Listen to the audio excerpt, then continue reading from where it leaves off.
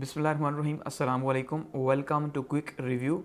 और quick review American history series में welcome. आज हम अमेरिकन हिस्ट्री सीरीज़ में सेकंड लेक्चर जो है इसे देखने लगे हैं।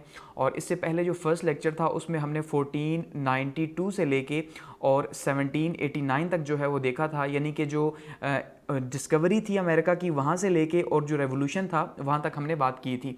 अब आज इसके बाद आगे बढ़ते हैं और बात करेंगे 1789 से लेके 1940 तक, यानी कि रेवोल्यूशन के बाद जब एक डेमोक्रेटिक गवर्नमेंट जो है वो स्टार्ट हुई। डेमोक्रेटिक गवर्नमेंट से लेके फर्स्ट वर्ल्ड वॉर जो है WW1 तक, इसकी हम आज हिस्ट्री जो है वो देखेंगे। तो इसमें हम डिस्कस करने जा रहे हैं जी सबसे पहले कि इंडिपेंडेंस के बाद जो है वो क्या हुआ। एक नई जो कौम थी तो उस नई कौम ने ख़ुद को कैसे जो है वो संभाला, उसके बाद जो चैलेंजेस थे वो क्या थे और चैलेंजेस और ग्रोथ किस तरह की रही। फिर हम जो है वो स्लेवरी के ऊपर बात करेंगे कि स्लेवरी के एवोल्यूशन के लिए क्या क्या होता रहा, किस तरह से जो इतना ज़्यादा जो स्लेव्स लेके आए गए थे तो उनका क्या हुआ। और इसके बाद हम अमेरिकन सिविल वॉर की बात करेंगे और उसमें जो है वो इब्राहम लिंकन का जो रोल है उसकी बात करेंगे। और उसके बाद जो रिकन्स्ट्रक्शन का एरा है उसकी बात करेंगे। फिर फास्टेस्ट ग्रोथ अमेरिका की देखेंगे। इसी के साथ जो है वो लेबर स्ट्राइक्स जो है उसकी बात करेंगे। और रीग्रोथ और यूरोपियन माइग्रेशंस जो है इसकी बात करेंगे। और उसके बाद जो है वो women rights at the and देखेंगे कि इस एरा के अंदर जो है वो किस तरह के रहे। तो जितने भी जो इम्पॉर्टेंट इवेंट है, यानी कि अब 1789 से लेके और वर्ल्ड वॉर फर्स्ट तक यानी कि 1914 तक जो है वो जितने भी इंपॉर्टेंट इवेंट अमेरिका की हिस्ट्री के अंदर रहे उन सब के सब को इस टाइम हम जो है वो इस लेक्चर के अंदर कवर करने की कोशिश करेंगे और उन्हें देखेंगे। ठीक है, तो स्टार्ट करते हैं। अब सबसे पहले अगर बात की जाए कि इंडिपेंडेंस के फ़ौरन बाद जो है वो हुआ क्या, तो देखिए इससे पहले हमने बात की थी कि भाई जब इंडिपेंडेंस हो गई यानी कि 4 जुलाई जो है 4 जुलाई को 1776 को जो है वो आज़ादी का जो है डिक्लेरेशन ऑफ इंडिपेंडेंस जो है उसका ऐलान कर दिया गया। गो कि जो जंग है वो 1789 तक जो है वो चलती रही, इवन 83 तक जो है वो वॉर चलती रही। जो ब्रिटिश के साथ जो वॉर थी वो चलती रही, वो हम बात कर चुके हैं। ठीक है, लेकिन जो डिक्लेरेशन था जो अपनी तरफ से इन्होंने अनाउंसमेंट कर दी थी एक चार्टर के थ्रू कि भाई अमेरिका जो है वो आज से आज़ाद है, तो वो 4 जुलाई 1776 उसकी जो है वो डेट है। ठीक है, अब उसके बाद क्या हुआ कि कोई गवर्नमेंट तो थी नहीं, तो उन्होंने क्या किया था कि वो जो जितनी भी जो स्टेट्स थी, यानी जो 13 स्टेट्स थी, उन 13 स्टेट्स ने क्या किया था एक्चुअली में कि उन्होंने जो है वो एक इत्तेहाद बना लिया था, एक यूनिटी बनाई थी। और यूनिटी बना के जो है उन्होंने एक कांग्रेस बना दी थी, पीपल्स कांग्रेस बना दी। तो पीपल्स कांग्रेस यानी कि एक पार्लियामेंट बना दी, आप कह लें अगर पाकिस्तान की जुबान में हम बात करें तो एक पार्लियामेंट या कांग्रेस बना दी। और उसमें सारे मुंतखब नुमाइंदे जो है जो स्टेट्स थी उनको उन्होंने मुंतखब किया। और वो जो है सारे के सारे मामलात जो है वो देखती रही उस टाइम तक जिस टाइम तक कॉन्स्टिट्यूशन नहीं बना, यानी कि 1789 तक जो मामलात हैं वो ये जो पीपल्स कांग्रेस है ये देखती रही। लेकिन अब प्रॉब्लम ये था कि अब पीपल्स कांग्रेस देखती तो रही लेकिन पीपल्स कांग्रेस के इख्तियार में कुछ भी नहीं था, क्योंकि अब एक्चुअली में उस टाइम पे तो वो लड़े वॉर ऑफ इंडिपेंडेंस के लिए। ज़रा आपको बात समझनी है कि वो वॉर ऑफ इंडिपेंडेंस के लिए यानी आज़ादी के लिए लड़े थे सारे के सारी स्टेट्स मिलके, लेकिन वो एक कंट्री प्रॉपरली तो नहीं बनी थी क्योंकि हर स्टेट आज़ाद थी उस टाइम पे और बहुत से लोग जो है उसके हक में भी नहीं थे, जैसे आपको जिक्र किया था कि वो चाहते नहीं थे कि हमें आज़ादी मिले। तो इस वजह से वो तो उस टाइम पे आज़ादी के लिए लड़े। तो अब प्रॉब्लम ये था कि वो एक मुल्क कैसे बने।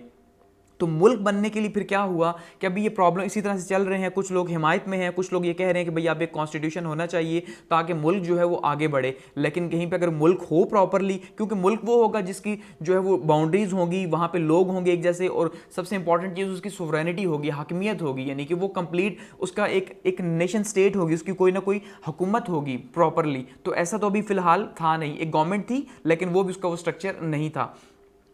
तो उसमें क्या हुआ कि ये जो एक रिबिलियन है, ठीक है, अब शाइज रिबिलियन जो है 1786 से लेकर 1787 तक ये बड़ा इंपॉर्टेंट इवेंट हुआ कॉन्स्टिट्यूशन से पहले मैसेच्यूसेट के अंदर, वेस्ट मैसेच्यूसेट के अंदर ये इवेंट हुआ। अब इससे हुआ क्या कि इसने बहुत ज़्यादा हेल्प की कॉन्स्टिट्यूशन बनाने में, क्योंकि इससे पहले हुकूमत के पास कोई इख्तियार नहीं था। जब हुकूमत ही जो है वो बराए नाम थी तो उसके बाद जो है वो इख्तियारात जो है वो कहाँ से फिर होते।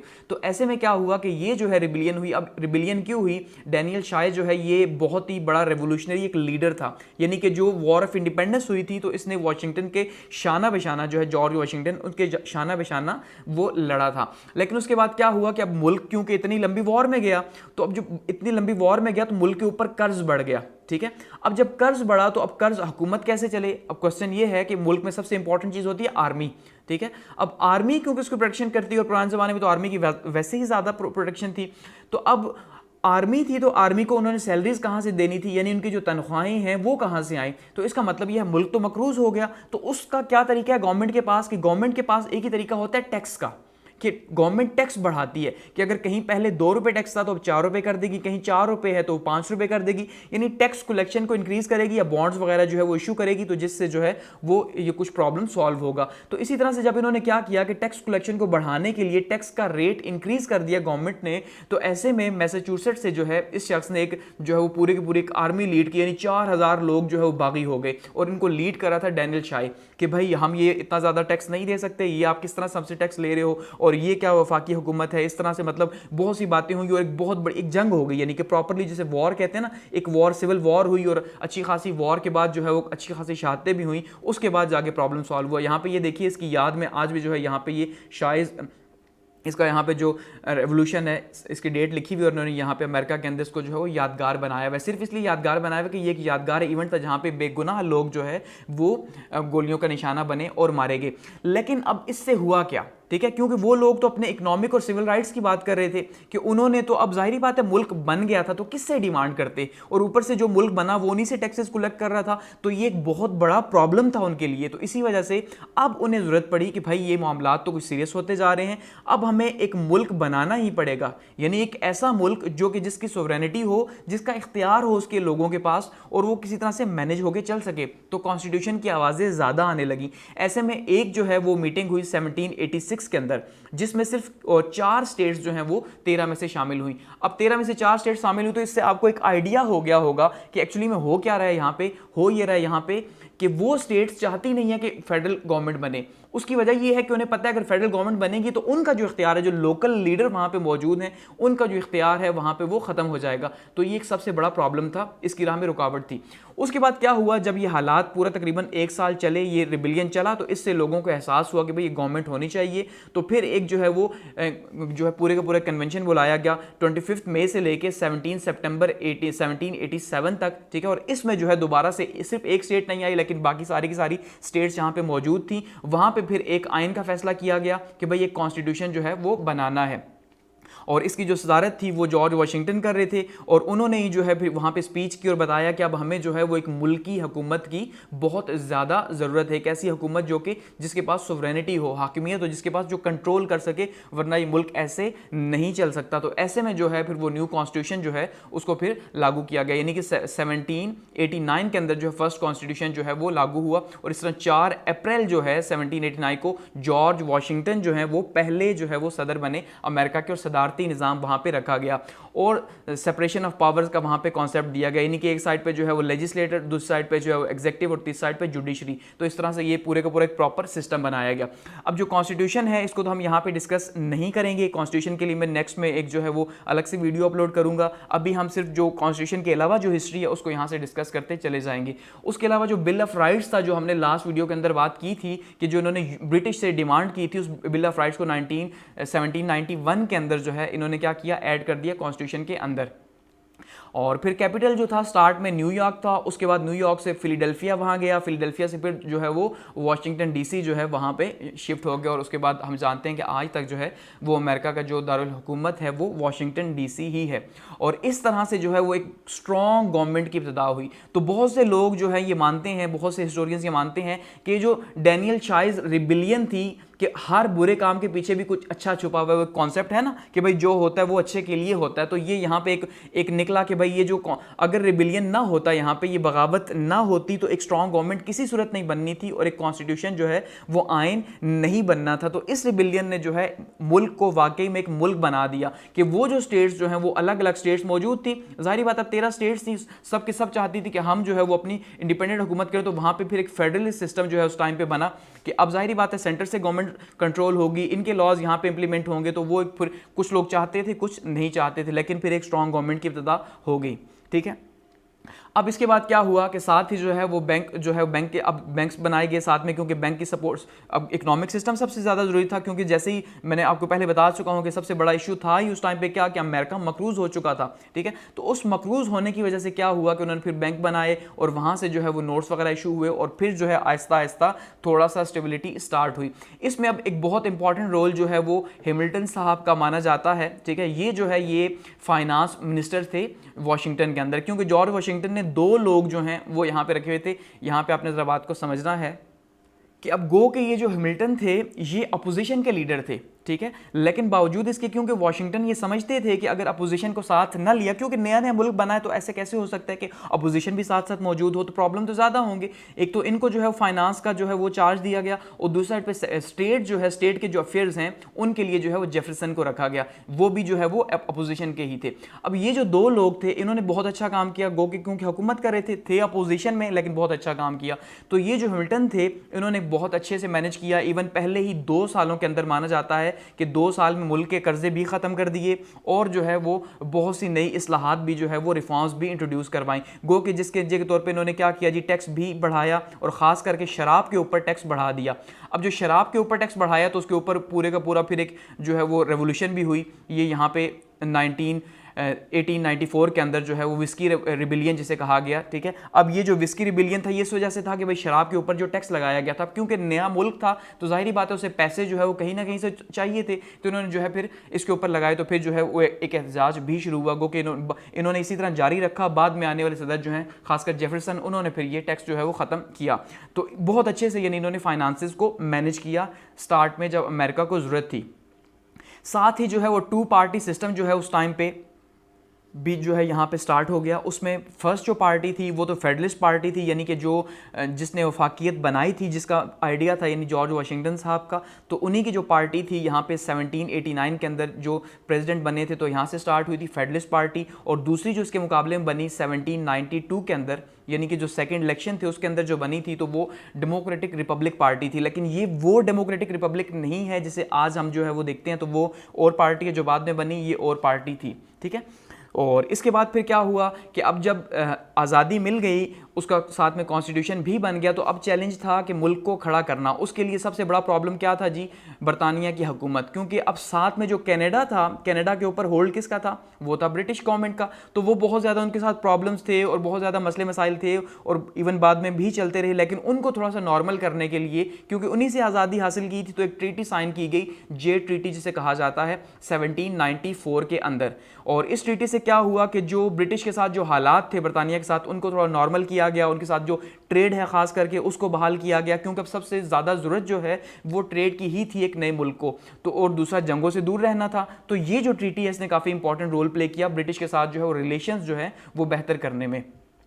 अब चैलेंजेस की अगर बात करें कि चैलेंजेस जो है वाशिंगटन साहब को, नई गवर्नमेंट को क्या थे, उसमें सबसे पहला जो चैलेंज था वो नॉर्थ वेस्ट इंडियन वॉर थी, कि यानी जो नॉर्थ वेस्ट के अंदर जो वॉर लगी हुई थी, ठीक है जी, वो वॉर उसी तरह से जारी थी, क्योंकि यहाँ पे नॉर्थ वेस्ट के अंदर जो कबीले मौजूद थे इंडियंस के, ठीक है, तो वो जो है वो हमेशा से, क्योंकि जाहिर बात है उनके ऊपर जब कब्जा हो रहा है या उनको हक नहीं दिए जा रहे या उनको गुलाम बनाया जा रहा है, तो उनकी जो है वो जंग तो होगी, जो लास्ट में हम पूरा प्रॉपर्ली डिस्कस कर चुके हैं।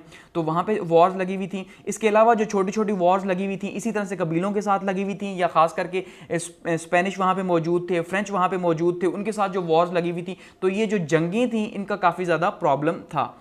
इसके अलावा जो है वो बगावतें जो है ये काफ़ी ज़्यादा प्रॉब्लम रही। तो इन्हीं में बगावत, जैसे मैंने कहा कि ये जो विस्की रेबिलियन है ये काफ़ी ज़्यादा प्रॉब्लम था। तो वाशिंगटन साहब खुद, क्योंकि पहले जनरल थे आर्मी के, आर्मी में उन्होंने रेवोल्यूशन में लीड कर चुके थे, तो वो खुद ही जो है वो आर्मी की कमांड करके गए और उन्होंने मुकाबला किया, ठीक है, और कौम के हौसलों को बढ़ाया।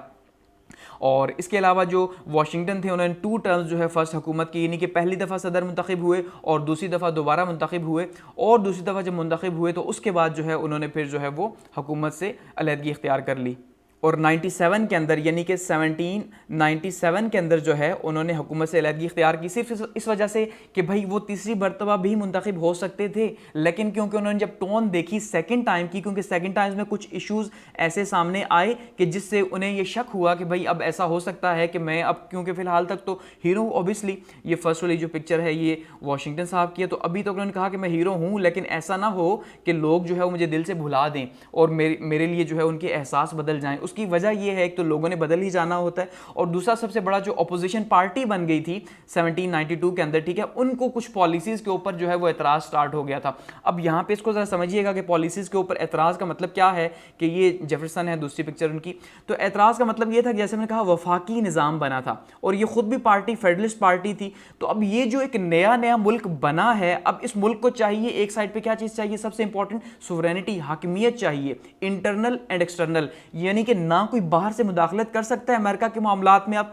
क्योंकि वो पूरे का पूरा जो है वो सॉवरन कंट्री हो गया, और ना ही इंटरनली जो है वहां पे कोई अपनी हुकूमत बना सकता है या वहां पे किसी जगह पे प्रॉब्लम्स क्रिएट कर सकता है। लेकिन जैसे मैंने कहा कि ये जो स्टेट्स हैं, गो कि ये मुल्क तो बन गई, लेकिन क्योंकि अभी नया नया सिस्टम था, तो नए नए सिलसिले में इनको जब ये कहा गया कि भाई आपने वो रूल्स मानने हैं जो कॉन्स्टिट्यूशन के अंदर है, वो नहीं जो आप बना रहे हैं, क्योंकि अब 13 अलग अलग स्टेट्स थी, तो इनमें से बहुत सी स्टेट्स ऐसी थी जिन्हें प्रॉब्लम था, जो चाहती थी कि वो आज़ाद ही रहें, गो के सेंटर के तहत रहें लेकिन फिर भी आज़ाद रहें और अपना जो है वो कॉन्स्टिट्यूशन खुद जो है वो बनाएं। तो इसमें प्रॉब्लम था, इस वजह से इन्हें जो डेमोक्रेटिक पार्टी बनी थी, रिपब्लिक डेमोक्रेटिक पार्टी जो बनी थी, तो उसका एम ही ये था कि भाई जो पॉलिसीज़ हैं वाशिंगटन साहब की वो बहुत ज़्यादा सख्त किस्म की हैं, और वो इल्ज़ाम लगाया करते थे वाशिंगटन के ऊपर कि भाई ये तो एक मार्शल लॉ डिक्टेटर है। यानी इल्ज़ाम क्या लग गया कि भाई ये जमहूरी मुल्क हमने बनाया, तो आप तो फौज के मिजाज के बंदे हैं, तो आप जो है इतनी ज़्यादा सख्ती करते हैं, तो ऐसे हालात नहीं चल सकते। तो इसलिए अपोजिशन पार्टी बनी, और अपोजिशन पार्टी की वजह से इनकी जो थोड़ा जो नाम था वो ख़राब होना स्टार्ट हो गया। इसी वजह से इन्होंने जो है फिर सेकंड टर्म के बाद थर्ड टर्म के लिए ये आगे जो है वो इलेक्शन में कॉन्टेस्ट नहीं किया जॉर्ज वाशिंगटन ने। और खैर इनका जो फेयरवेल एड्रेस है उसको काफ़ी ज़्यादा अहमियत हासिल है उसमें, जिसमें इन्होंने ये कहा कि भाई सबसे इंपॉर्टेंट जो पॉइंट था वो क्या था कि आपने मेहनत करनी है, सबसे इंपॉर्टेंट चीज़, और दूसरा ये कि किसी भी मुल्क के साथ मुस्तकिल दोस्ती नहीं करनी, जिसको आज भी जो है वो फॉरेन पॉलिसी के अंदर बहुत ज़्यादा स्टडी किया जाता है या करवाया जाता है कि भाई सबसे इंपॉर्टेंट चीज़ क्या है फॉरेन पॉलिसी में, कि कोई भी आपका ना मुस्तकिल दोस्त है ना दुश्मन है, कि आज के जो दुश्मन है वो कल के दोस्त होंगे। अब बिल्कुल वैसे ही देखिए, इसकी एग्जांपल ये है कि जैसे आज जो है वो अमेरिका एक साइड पे है और दूसरी साइड पे जो है वो बरतानिया है, आज दोनों जो है वो किस तरह से शेरो शक्कर हुए हुए हैं, किस तरह से एक साथ हैं, लेकिन कल को एक दूसरे के कितने ज़्यादा जानी दुश्मन थे। ऐसा ही है, तो उसका मतलब यह है कि ना दोस्ती परमानेंट होगी और ना दुश्मनी जो है वो परमानेंट होगी। तो यही सबसे बड़ी नसीहत इन्होंने की, और इस तरह से इनका जो टेन्योर है वो यहाँ पे ख़त्म हुआ, लेकिन इन्होंने एक स्ट्रॉन्ग गवर्नमेंट की और एक अमेरिका की बुनियाद रखी जो काफ़ी स्ट्रॉन्ग था। आगे बढ़ते हैं और बात करते हैं जी सेकंड प्रेसिडेंट की। दूसरे जो सदर साहब थे वो जॉन एडम्स थे, ठीक है, और ये लेकिन बावजूद इसके कि बहुत ज़्यादा जो है वो इसके ऊपर इख्तिलाफात किए गए कि भाई ये जो फेडरलिस्ट हैं, यानी कि जो वफाकी एक हुकूमत का ढांचा है, ठीक है, वफाकी हुकूमत ये काफ़ी ज़्यादा सख्त किस्म की है, लेकिन फिर भी जो है वो लोग जो थे उन्होंने फेडरलिस्ट पार्टी के ही मेंबर को चुना दोबारा से, जॉन एडम्स को। यानी कि जो डेमोक्रेटिक रिपब्लिक है, डेमोक्रेटिक रिपब्लिक का फ़िलहाल अभी तक कोई भी जो है वो उनको जीत हासिल नहीं हुई। तो अगले जो सदर थे इन्होंने 1797 से लेके 1801 तक जो है वो हुकूमत की, और कोई भी इतना कोई खातिर ख्वाह जो है इनके दौर में कोई ऐसा कोई नुमाया कारनामा नहीं रहा, क्योंकि 4 ईयर्स की प्रेसिडेंसी है, तो अब जाहिर बात है नया मुल्क है, अब आहिस्ता आहिस्ता ग्रोथ कर रहा है, आहिस्ता आहिस्ता आगे बढ़ रहा है, लेकिन अब एकदम से तो उस तरह बिल्कुल आगे बढ़ नहीं सकता।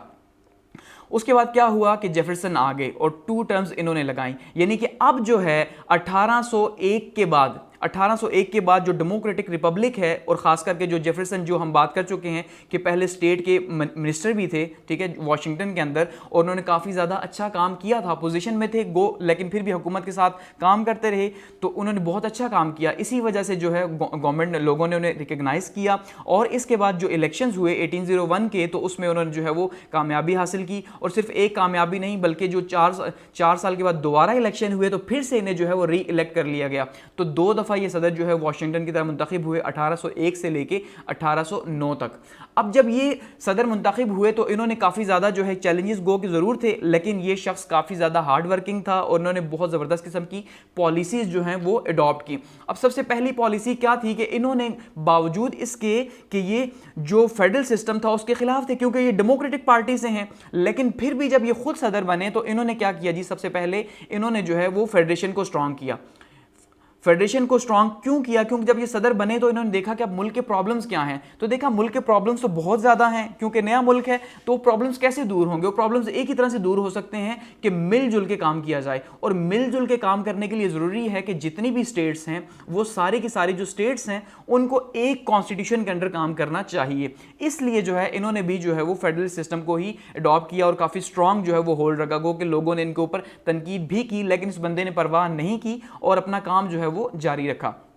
और पूरे का पूरा इन्हीं माना जाता है कि जेफरसन ने हुकूमत को इस तरह कंट्रोल किया कि वाकई में जैसे हकीकत में मार्शल लॉ हो कि हर शोबे के अंदर जो है वो खुद ही का इन्फ्लुएंस, और जो एक कांग्रेस बनी हुई थी उस कांग्रेस को भी इवन जो है सम टाइम उनसे भी पूछे बगैर बहुत से स्टेप्स लिए गए, जैसे कि खास करके लुइसियाना की जो परचेज है इसके हवाले से इनको कहा जाता है कि इन्होंने फ्रांस से जो है वो 1803 के अंदर लुइसियाना का एक बहुत बड़ा इलाका जो है वो परचेज किया, और वो बगैर पार्लियामेंट के पूछे, यानी जो उनकी कांग्रेस थी उससे कंसेंट नहीं लिया और उनसे बगैर पूछे जो है वो इन्होंने ले लिया। अब इस पर बहुत से लोग जो है वो खुश भी थे कि यार ये तो बहुत इंडिपेंडेंट जो है वो हमारा सदर आ गया, लेकिन बहुत से लोग जो खास करके पॉलिटिकल जो लोग थे वो इसके ऊपर काफ़ी खफा थे कि भाई ये क्या जो है ना, ये पॉलिटिकल सिस्टम है लेकिन पॉलिटिकल सिस्टम के अंदर किसी को पूछा ही नहीं जा रहा और अपनी मर्जी से फैसले किए जा रहे हैं, तो उस पर बहुत ज़्यादा इन्हें अपोजिशन का सामना भी करना पड़ा। लेकिन जैसे मैंने कहा कि ये अपनी बात पे अड़े रहे और वही करते जो इनका दिल करता। उसके बाद जो है यहाँ पे स्लेवरी का इशू जो है वो सामने आया। अब ये बहुत बड़े चैलेंजेस में से एक चैलेंज जो है वो अमेरिका के लिए था, गो कि जो बाद में हम देखेंगे कि बहुत बड़ा चैलेंज बनेगा, लेकिन अभी स्टार्ट था तो स्टार्ट में एक चैलेंज था। अब यहाँ पे आपने थोड़ी सी बात समझनी है कि अगर यहाँ पे हम ये मैप बनाते हैं अमेरिका का, तो इसमें यहाँ पे क्या है कि ये जो हमारी साइड नॉर्थ की साइड अमेरिका की है, ठीक है, आगे हम मैप में देख भी लेंगे, तो जो नॉर्थ की साइड अमेरिका की है वहाँ पे क्या प्रॉब्लम था कि वहाँ पे इंडस्ट्रीज़ थी। क्यों इंडस्ट्रीज़ थी? ये फर्स्ट में मैंने बात की थी कि इंडस्ट्रीज़ इसलिए थी कि यहाँ पे पहाड़ियाँ थी छोटी छोटी, तो पहाड़ियों की वजह से प्लेन एरिया तो था नहीं, तो इस वजह से यहाँ पे इंडस्ट्रीज़ थी और इस तरह के बिजनेसेस थे। इसलिए ये लोग जो हैं ये जो स्लेवरी है इसके खिलाफ थे, ये नहीं चाहते थे कि ग़ुलामी रखी जाए। और दूसरा ये मानते थे क्योंकि अब हम आज़ाद हो चुके हैं, हम खुद पहले ग़ुलाम थे, अब हम आज़ाद हो चुके हैं बरतानिया से, तो इसलिए अब ग़ुलामी जो है, हम खुद ग़ुलाम नहीं तो हमें भी यह हक नहीं कि हम किसी को ग़ुलाम रखें। लेकिन दूसरी साइड पे जो साउथ था, साउथ के साइड पे बिल्कुल अपोजिट था। उसकी वजह क्या थी कि बताया था कि यहाँ पे प्लेन्स बहुत अच्छे हैं, जिस वजह से यहाँ पे एग्रीकल्चर जो है वो बहुत ज़्यादा स्ट्रांग है, यानी कि ज़मीन के अंदर जो खेती बाड़ी का पूरे का पूरा सिस्टम है वो बहुत स्ट्रांग है, और ख़ास करके कॉटन जो है वो बहुत ज़्यादा जो है वो यहाँ पे काश्त की जाती थी। तो अब ये कॉटन की फसल बहुत ज़्यादा थी, इसलिए यहाँ पे स्लेवरी बहुत ज़्यादा थी। यहाँ खेतों के अंदर जो है वो लाखों की तादाद में स्लेव्स काम करते थे और जो लैंड लॉर्ड्स थे वो बैठ के खाया करते थे। तो इस वजह से जो साउथ था वो तो स्लेवरी के हक में था कि भाई स्लेवरी होनी चाहिए, क्योंकि उन्हें बहुत ज़्यादा फ़ायदा दे रही थी स्लेवरी। लेकिन दूसरी साइड पे जो है वो नॉर्थ स्लेवरी के अगेंस्ट में था कि भाई अब स्लेव्स नहीं होने चाहिए, हम आज़ाद हो चुके हैं। तो इस वजह से मुल्क दो हिस्सों में तकसीम किया हुआ था स्लेवरी की राय को लेके। तो जो भी सदर आता था अब उसके लिए बहुत ज़्यादा ये चैलेंज होता कि अगर वो नॉर्थ से होता तो साउथ वाले जो है, क्योंकि वो स्लेवरी के खिलाफ था तो साउथ वाले उसको अपोनेंट करते, लेकिन इसी तरह से अगर वो साउथ से होता तो नॉर्थ वाले उसको ना मानते क्योंकि वो स्लेवरी के हक में था। तो उसको खुद को बैलेंस करना काफ़ी ज़्यादा बड़ा चैलेंज था उस प्रेसिडेंट को जो भी वहाँ पे आता। लेकिन नॉर्मली होता ये रहा, जब तक ये स्लेवरी ख़त्म नहीं हुई अमेरिका के अंदर, तब तक ये होता रहा कि जो भी सदर आता रहा तकरीबन जो है वो साउथ की हिमायत लेके ही आता रहा, यानी उसने पहले इंश्योर करवाया कि स्लेवरी रहेगी तभी वो ऊपर आया, अदरवाइज ऐसा पॉसिबल नहीं था। तो ये भी एक बहुत बड़ा प्रॉब्लम था। तो स्लेवरी के ऊपर ये इशू यहाँ पे चल रहा था अमेरिका के अंदर, नॉर्थ और साउथ के अंदर। दूसरा लुइसियाना जो है 1803 के अंदर फ्रांस से परचेज हो गया।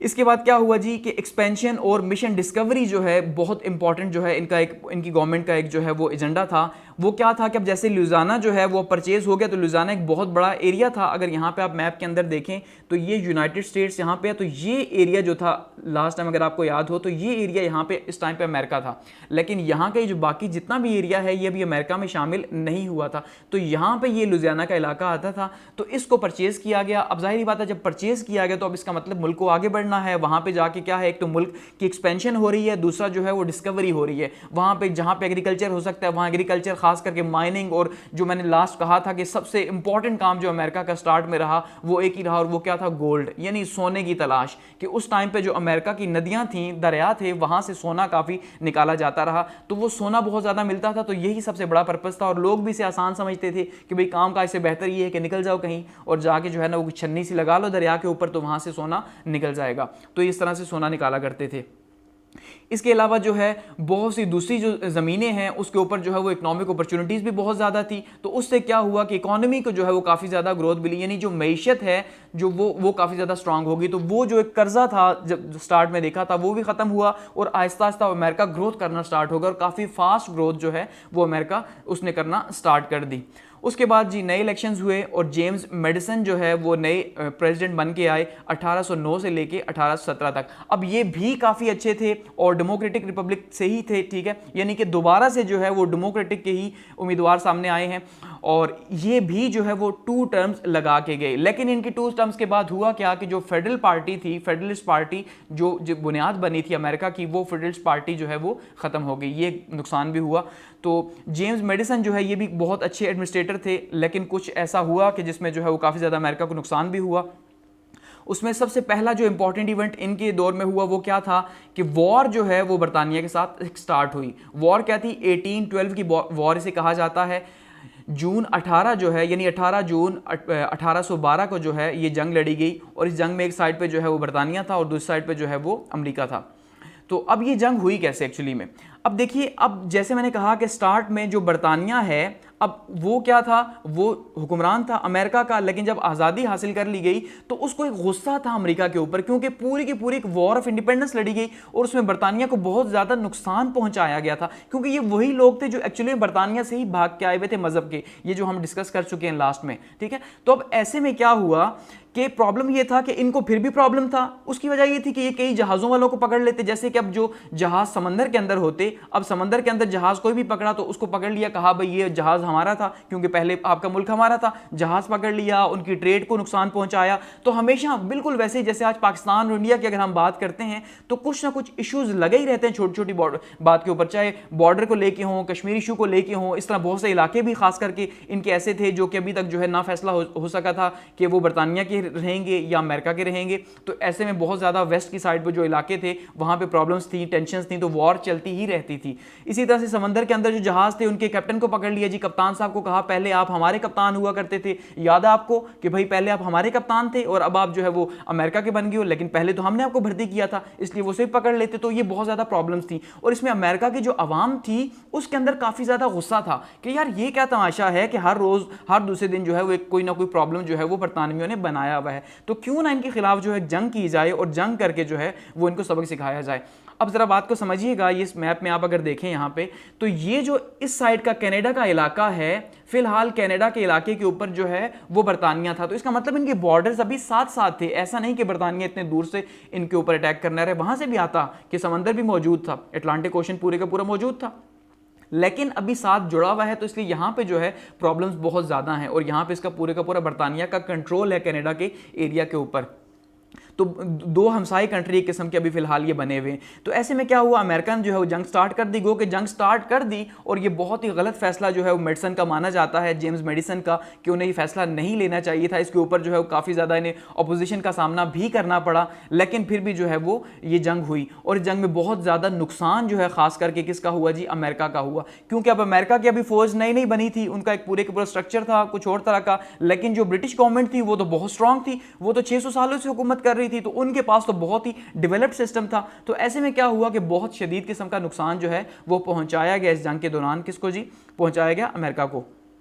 तो अब अगर यहाँ देखें तो देखिए स्टार्ट कैसे हुई कि सबसे पहले जो 10,000 जो जहाज़ थे, बहरी जहाज़ थे, उनको जो है वो बरतानिया ने पकड़ लिया और पकड़ के, क्योंकि फ्रांस के उस टाइम पे वॉर स्टार्ट हो चुकी थी नेपोलियन की, तो नेपोलियन की वॉर के लिए जो है हमें पता है कि यूरोप के अंदर एक बहुत बड़ा जो है वो टेंशन उस टाइम पे फैली हुई थी। अब ये जो यूरोपियन हिस्ट्री है उसमें डिस्कस डिटेल से करेंगे, लेकिन जो यूके है और फ्रांस है इसकी बहुत शदीद किस्म की दुश्मनी थी, ऐसा ही है। तो वहाँ पर वॉर स्टार्ट हो चुकी थी, तो इन्होंने 10,000 शिप्स पकड़ के उस वॉर के लिए इस्तेमाल करना शुरू कर दिए ब्रिटिशर्स ने। एक ये, दूसरा जो है वो ब्रिटिश ये चाहता था कि एक बफर जोन जो है वो क्रिएट किया जाए। अब बफर जोन किसे कहा जाता है? बफर जोन ये है कि दो स्टेट्स हैं, एक स्टेट यहां पे है और दूसरी स्टेट यहां पे है, इन दोनों के आपस में जंग है या दुश्मनी है, इनके बीच में एक थर्ड न्यूट्रल स्टेट जो होगी, तो वो स्टेट जो है वो इन दो के बीच में बफर जोन का काम करेगी। तो बिल्कुल जो ब्रिटिश है यानी बरतानिया जो है वो ये चाहता था कि जो अमेरिका है, अमेरिका और खास करके जो इंडियंस का इलाका है, यानी जहां पे इंडियंस अभी इस टाइम पे इन्हें पीछे धकेला जा रहा था आहिस्ता आहिस्ता, तो इंडियंस के इलाके को ठीक है, जो वहाँ के जो नेटिव लोग थे, तो उनके इलाके को ये चाहता था बरतानिया के एक मुल्क बना दिया जाए, एक स्टेट बना दी जाए। तो इससे क्या होगा कि ये जो डायरेक्ट वॉर है अमेरिका के साथ, एक तो अमेरिका को नुकसान भी होगा, दूसरा डायरेक्ट वॉर भी अमेरिका से हमारी नहीं हुआ करेगी और हम उनके सपोर्ट करेंगे तो हमें ही ज़्यादा फायदा होगा। तो ये इनकी एक राय थी, इसी वजह से वॉर स्टार्ट हुई थी। क्योंकि जैसे मैंने कहा कि फिर बहुत ज़्यादा नुकसान जो है वो अमेरिका को इसमें हुआ, शदीद किस्म का। यहाँ तक कि आप ये इस पिक्चर के अंदर देखिए, ये वाशिंगटन डीसी है कि वाशिंगटन डीसी जो है यानी जो प्रेसिडेंट का जो गढ़ है उसको ही आग लगा दी गई। और इस यहाँ तक क्योंकि जो बरतानवी फौज है यहाँ पहुंची और उसने आके यहाँ पे तबाही मचाई और पूरे की पूरी जो जितनी भी स्टेट बिल्डिंग्स थी उन सारी की सारी स्टेट बिल्डिंग्स को यहाँ पे आग लगा दी। तो एक लम्हे के लिए दोबारा से जो है वो अमेरिका, अगर कुछ टाइम तक अगर ये दोबारा वॉर चलती तो अमेरिका दोबारा से जो है वो कनाडा के ब्रिटिशर्स के कब्जे में चला जाता। लेकिन फिर जो है एक दो इवेंट ऐसे हुए जिससे वॉर की काया जो है वो पलटी। अब क्योंकि स्टार्ट में जैसे मैंने कहा अमेरिका बहुत ज़्यादा हार रहा था और बिल्कुल यानी तकरीबन ऐसा लग रहा था कि जैसे दोबारा से जो है वो कॉलोनी बनने जा रहा है ब्रिटिशर्स की। लेकिन फिर विलियम हेनरी जो है इस शख्स ने बहुत ही इंपॉर्टेंट किस्म का रोल प्ले किया, यहाँ पे आपको सामने नजर आ रहा है। तो उसमें जो है ना विलियम हेनरी ने क्या किया जी कि विलियम हेनरी ने एक शानदार किस्म की जो है फतह हासिल की वाशिंगटन के अंदर, ठीक है, न्यूयॉर्क के अंदर उसके बाद कामयाबी हासिल हुई और इसी के साथ फिर जो है फिर एक ट्रीटी भी साइन हो गई, ठीक है जी। जब ट्रीटी साइन हुई तो यहाँ पे प्रॉब्लम्स फिर जो है वो थोड़े से ख़त्म हो गए, क्योंकि अब वॉर तो जारी थी लेकिन अब ट्रीटी से पहले जो है वो काफ़ी ज़्यादा कोशिश की जा रही थी कि किसी तरह से अमन हो जाए। क्योंकि अब बहुत ज़्यादा जब अमेरिका को नुकसान हुआ तो पहले तो अमेरिका नहीं चाहता था कि ट्रीटी साइन हो, लेकिन अब अमेरिका को जब लगा कि भाई उस साइड पे जो है वो नेपोलियन को भी शिकस्त हो गई है तो अब ऐसे में प्रॉब्लम्स काफ़ी ज़्यादा होंगे। तो फिर ऐसे में जो है वो काफ़ी जो है वो मीटिंग्स की गई और ख़ास करके एक मीटिंग जो है ये कन्वेंशन एक था, ठीक है, हर्टफोर्ड कन्वेंशन जो था, ये एक पूरी की पूरी सीरीज़ ऑफ मीटिंग्स थी जो कि वॉर के ऊपर स्पेशली हुई, जो कि 15 दिसंबर 1814 से लेके और जनवरी 5 तक 1815 तक जो है ये चलती रही। और इसके अंदर क्या हुआ कि फैसला किया गया कि भाई अब हमें अमन करना है और अमन कैसे करना है कि अब हमें जो है इनके साथ पीस टॉक्स करनी है। तो ऐसे में जो है दूसरा एक तो एंड्रू जैक्सन जो है ये भी सामने आया और इस शख्स ने भी जो है वो ब्रिटिशर्स को एक ज़बरदस्त किस्म की डिफीट दी, जिसका मैं जिक्र कर चुका हूँ। तो और इससे जो है वो थोड़े से हालात बदले तो एक पीस ट्रीटी जो है वो साइन हो गई। ऐसे में क्या हुआ कि जब पीस ट्रीटी साइन हुई तो फिर भी इवन पीस ट्रीटी साइन होने के बाद भी जो है वो कुछ ना कुछ स्टेट्स के अंदर कहीं ना कहीं जो है वो जंग लगी हुई थी, लेकिन कुछ हल्की फुल्की झड़पें होती रही, लेकिन ओवरऑल जो एक जंग थी वो यहाँ पे खत्म हो गई। इसके बाद जब ये जंग खत्म हो गई तो इस जंग की जो है वो सेलिब्रेशन बहुत ज़बरदस्त किस्म की गई। यानी जो ग्रेट सेलिब्रेशन की गई वो क्यों की गई कि अमेरिकन जो हैं वो ये मानते हैं कि ये उनकी दोबारा से जो है वो क्या है जी, दोबारा से एक आज़ादी है। अमेरिकन का ये मानना है क्योंकि ये वॉर बिल्कुल हार चुके थे और दोबारा से गुलाम बनने जा रहे थे। तो ऐसे में उन्हें जो हारी हुई जंग थी वो जब उन्हें कामयाबी हासिल हुई, ठीक है, 3 सालों के बाद कि 1812 से लेके और 1815 तक जो है वो ये वॉर चली, तो उसके बाद उन्होंने फिर जो है एक ज़बरदस्त किस्म का जश्न मनाया कि आज हम दोबारा से जो है वो आज़ाद हो गए और उसी मुल्क से आज़ाद हो गए यानी कि बरतानिया से। और इस तरह से ये जो इंपॉर्टेंट इवेंट्स है ये इस दौर के दौरान रहे। अब यहाँ पे इस वॉर ने फ़ायदा दिया। अब फ़ायदा क्या दिया कि उसके बाद जो है वो नए इलेक्शंस हुए और इलेक्शंस के बाद जो है जेम्स मॉर्नी जो है वो अमेरिका के नए सदर बन के आ गए और ये भी जो है वो 2 टर्म्स के लिए सदर बने, यानी फर्स्ट टर्म, उसके बाद दोबारा से इलेक्शंस हुए, दोबारा से फिर जीत गए। तो 1817 से लेके 1825 तक जो है इनका टेन्योर रहा जेम्स मॉर्नीस का और ये जो है बहुत ही शानदार किस्म का दौर अमेरिका के अंदर माना जाता है।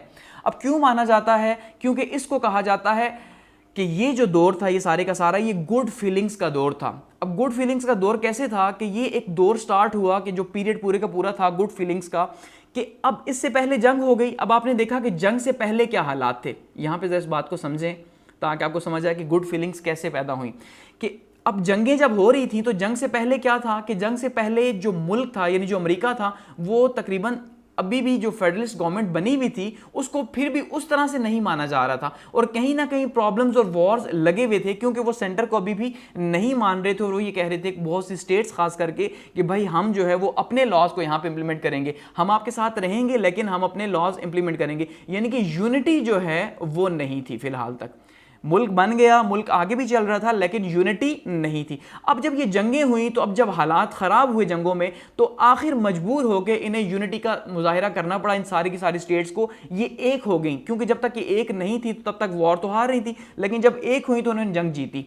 अब जब इन्होंने जंग जीती तो तो उसके बाद क्या हुआ कि इन्होंने फिर जो है पूरे का पूरे इनके अंदर यूनिटी पैदा हुई। तो फिर जब वॉर खत्म हुई तो फिर पूरे का पूरा मुल्क एक हो चुका था, ठीक है, एक हो चुका था, उनके अंदर जो है वो यूनिटी पैदा हो चुकी थी। ऐसे में क्या हुआ, उस यूनिटी की वजह से अगले जो 8 साल का अरसा है तकरीबन, यानी कि 2 जो टर्म्स हैं सदर साहब की मॉर्ने की, तो वो जो 8 साल का अरसा है उस 8 साल को कहा जाता है जी गुड फीलिंग्स का एरा।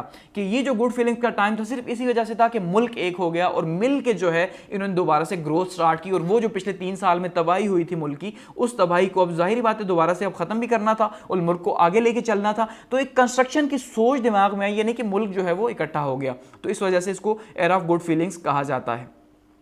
अब इसके अलावा मॉर्निस की एक और डॉक्ट्राइन थी और इस डॉक्ट्राइन के पीछे माना जाता है कि जेफरसन का बड़ा रोल रहा, जो इससे पहले जो 2 टर्म्स लगा के जा चुके हैं जेफरसन, ठीक है, तो जेफरसन का बड़ा रोल रहा। कि मॉर्निस डॉक्ट्राइन क्या है, देखिए डॉक्ट्राइन का मतलब कोई भी अगर कोई खास आइडियोलॉजी किसी शख्स की होती है, पॉलिटिकल लीडर की, तो उसको उसकी डॉक्ट्राइन कहा जाता है। तो मॉर्निस डॉक्ट्राइन क्या थी कि भाई आज़ाद जो है वो फॉरेन पॉलिसी, तो अमेरिका की जो आज़ाद फॉरेन पॉलिसी है उसका आगाज़ जो हम ये कह सकते हैं कि 1817 के बाद से हुआ, यानी 1817 के बाद जो है वो अमेरिका की आज़ाद फॉरेन पॉलिसी बनना शुरू हुई, जो कि किसी मनरो के दौर के अंदर जो है वो स्टार्ट हुई। और ये उन्हीं की जो है वो डॉक्ट्राइन थी कि अब किसी भी मुल्क की हम मुदाखलत जो है वो बर्दाश्त नहीं करेंगे अपने मुल्क के अंदर। ये सबसे इंपॉर्टेंट रहा इस दौरान। इसके अलावा नेशनलिज्म, जैसे मैंने कहा, नेशनलिज्म सामने आया और फेडरलिस्ट पार्टी जो है वो 1820 के अंदर ख़त्म हो गई, क्योंकि अब बार बार हार रही थी। अब देखें तकरीबन पिछले 8 सालों से तो उनको एक शिकस्त हो रही है, उसके बाद 8 साल से एक शिकस्त हो रही है, तो उनका कोई रोल ही कहीं पे दिखाई नहीं दे रहा और ना ही कोई ऐसा लीडर उनमें भी फिलहाल हमें दिखाई दे रहा था, जिस वजह से जो है वो फेडरलिस्ट पार्टी खत्म ही हो गई यहाँ पे 1820 के अंदर आके, ठीक है, मौजूद रही लेकिन वो बस अब नेशनल लेवल से पीछे चली गई। इसके बाद क्या हुआ कि साथ में चर्च जो है उसने बड़ी ग्रोथ स्टार्ट कर दी। अब यहाँ पे इसका भी बड़ी ज़बरदस्त किस्म की आइडियोलॉजी है कि जो चर्च था, अब हमने देखा था कि अमेरिका के अंदर वो लोग आके बसे थे जो चर्च के बागी थे, यानी कि प्रोटेस्टेंट्स जो थे, जो कि चर्च ऑफ इंग्लैंड से भागे हुए थे, वो सारे के सारे अमेरिका के अंदर आके इकट्ठे हुए थे यहाँ पे, और उन्होंने यहाँ पे जो है वो चर्च के अंदर आज़ादी दी थी। कई इलाकों में, यानी बहुत सी स्टेट्स में आज़ादी थी, लेकिन बहुत से जो स्टेट्स थी वहाँ पे काफ़ी ज़्यादा सख्ती भी थी। तो अब क्योंकि गुड फीलिंग का दौर था, तो ऐसे में चर्च दोबारा से सामने आया, और चर्च जब सामने आया तो उन्होंने क्या कहा जी, अब ये चर्च की रिवाइवल का या प्रोटेस्टेंट्स की रिवाइवल का दौर है, क्योंकि उनकी एक फिलॉसफी थी उस टाइम पे चर्च की, और फिलॉसफी की थी क्या थी जी, मिलेनियलिज्म जो है ये इनकी फिलॉसफी थी, यानी कि जो चर्च की जो आइडियोलॉजी इस टाइम पे थी वो मिलेनियलिज्म की थी। अब ये मिलेनियलिज्म क्या है कि ये फिलॉसफी थी एलिमिनेशन के ऊपर, कि एलिमिनेशन ऑफ ईवल। अब एलिमिनेशन ऑफ ईवल का मतलब क्या है कि चर्च ने ये कहा कि एक तो चर्च के मेंबर्स बहुत ज़्यादा आहिस्ता आहिस्ता बढ़ना स्टार्ट हो गए। चर्च ने ये कहा कि अब क़यामत से पहले, क्योंकि अब क़यामत करीब है, तो क़यामत से पहले क्या होगा कि क़यामत से पहले जो हज़रत ईसा अलैहिस्सलाम है, ठीक है, तो हज़रत ईसा अलैहिस्सलाम जो है वो दोबारा से वापस आएंगे ज़मीन के ऊपर, और उस टाइम पे जब वो ज़मीन के ऊपर वापस आएंगे तो ज़मीन उस टाइम पे अमन का गहवारा होगी, और वो तब वापस आएंगे जिस टाइम पे यहाँ पे गुनाह ख़त्म हो जाएंगे ज़मीन के ऊपर, क्योंकि जब तक गुनाह ख़त्म नहीं होंगे तब तक वो वापस नहीं आएंगे। इसलिए अब हमारी रिस्पॉन्सिबिलिटी है कि हम गुनाहों को ख़त्म करें, बुराइयों को ख़त्म करें, यानी ईवल को ख़त्म करें सोसाइटी से, क्योंकि जब ईवल को ख़त्म करेंगे तभी जो है हज़रत ईसा अलैहिस्सलाम आएंगे, और तभी जो है हम उसके बाद जन्नत में जा सकेंगे और फिर हमेशा से जन्नत में रहेंगे। यानी इस फिलॉसफी को यूँ एक्सप्लेन किया जाता है कि देखिए ये एक टाइम लाइन है, अगर तो ये टाइमलाइन जो है ये वो एरा है जिसको हम मान सकते हैं कि प्रेजेंट टाइम है, ठीक है, मौजूदा टाइम जो है अमेरिका का चल रहा है। उसके बाद क्या हुआ कि उन्होंने कहा कि ये जो एरा है ये मिलेनियलिज्म का है, कि ये वो सारे का सारा दौर है कि जिस दौर में हमने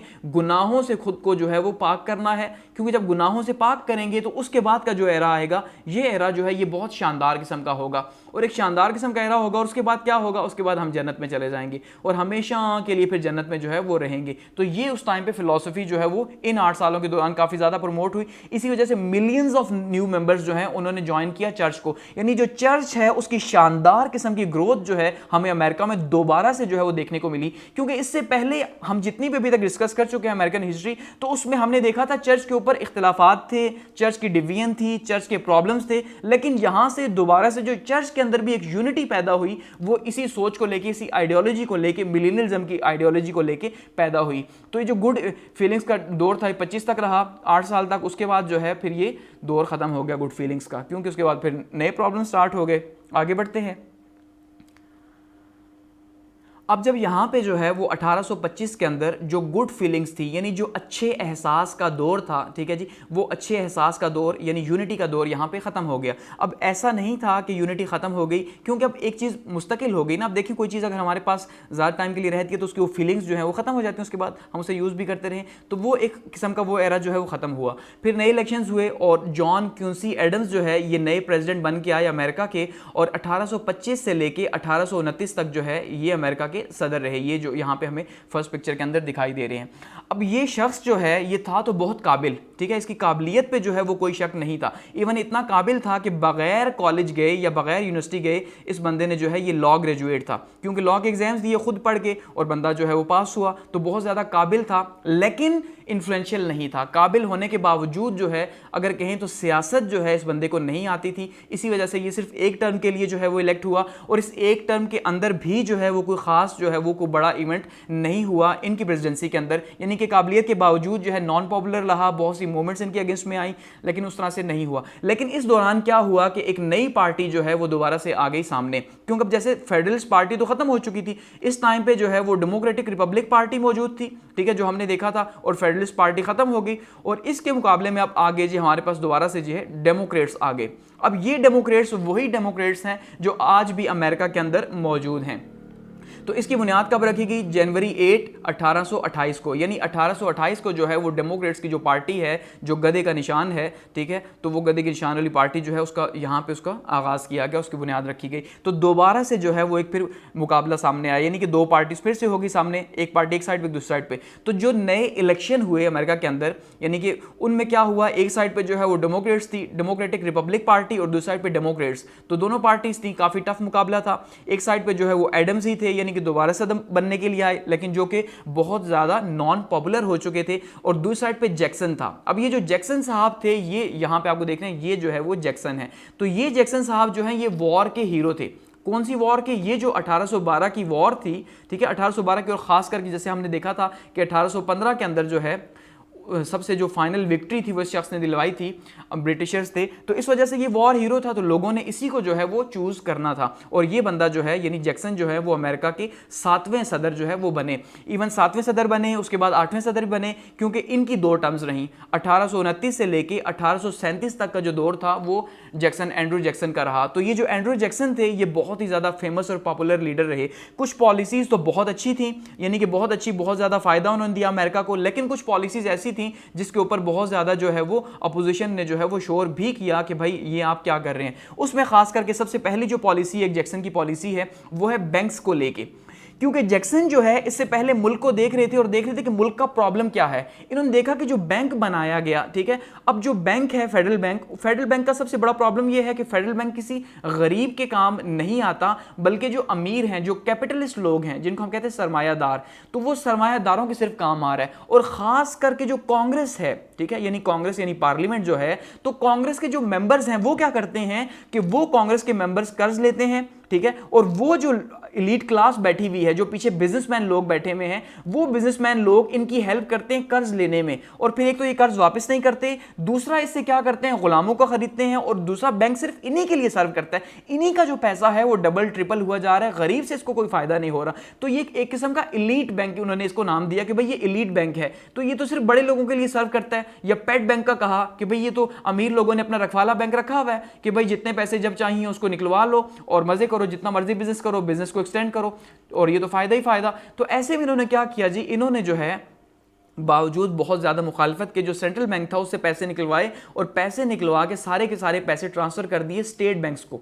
अब कहीं पे कुछ अच्छा होता है तो कहीं पे बुरा भी होता है, क्योंकि अब ये इकोनॉमिस्ट तो थे नहीं कि इन्हें पता होता कि इन फ्यूचर जो है वो इसका असर क्या आने लगा है, क्योंकि इसका असर जो है वो बहुत बुरा हुआ कुछ टाइम के बाद। अब असर बुरा कैसे हुआ ये तो हम आगे डिस्कस करेंगे, लेकिन अब जो बैंक्स के पास जो पैसा जो इन्होंने ट्रांसफर कर दिया स्टेट बैंक्स को, यानी कि जो जितनी भी स्टेट्स थी उनके बैंक्स को ट्रांसफर किया, तो जब पैसा स्टेट्स के बैंक के पास चला गया तो स्टेट्स ने क्या किया, अब स्टेट्स ने क्या किया, उससे जबरदस्त किस्म के कर्ज देना स्टार्ट कर दिए, लोन्स स्कीम स्टार्ट कर दी। अब जाहिर बात है कर्ज से सूद आता है, बैंकों को फायदा होता है, उनकी आमदनी डबल ट्रिपल हो जाती है।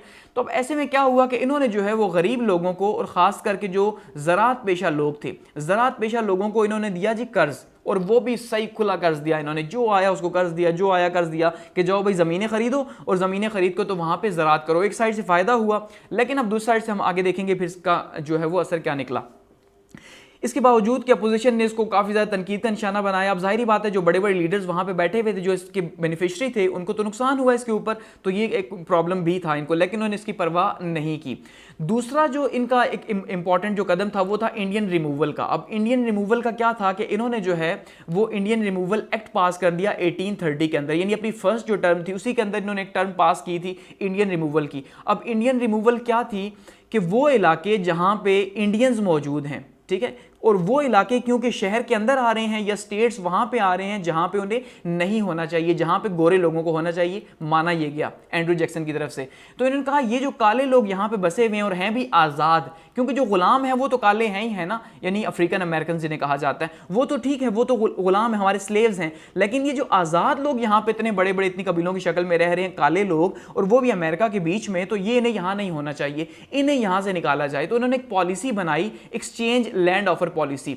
अब इन्होंने क्या किया, इन्होंने कहा हम मुल्क को आगे लेके जाएंगे और एक्सपेंड करेंगे, मुल्क को बढ़ाएंगे आहिस्ता आहिस्ता, तो इनके साथ बेशक जुल्म होता रहे, कालों के साथ उन्हें जो भी करें, लेकिन उनको यहां से निकालेंगे। तो एक्सचेंज लैंड ऑफर क्या की कि भाई आपको ऐसा करते हैं कि आप अभी इस टाइम पे ईस्ट में मौजूद हो, तो हम ऐसा करते हैं आपको वेस्ट के अंदर जो है वो जगह देते हैं, आप वेस्ट के अंदर चले जाओ, वहां पर जाके सेटल हो जाओ। अब कुछ लोग तो चले गए, ठीक है, अब कुछ लोग जो हैं वो छोटे छोटे कबीलों वाले, वो तो आराम से चले गए, उन्हें कोई प्रॉब्लम नहीं थी, क्योंकि वो जानते थे कि हुकूमत के साथ तो टक्कर नहीं ली जा सकती।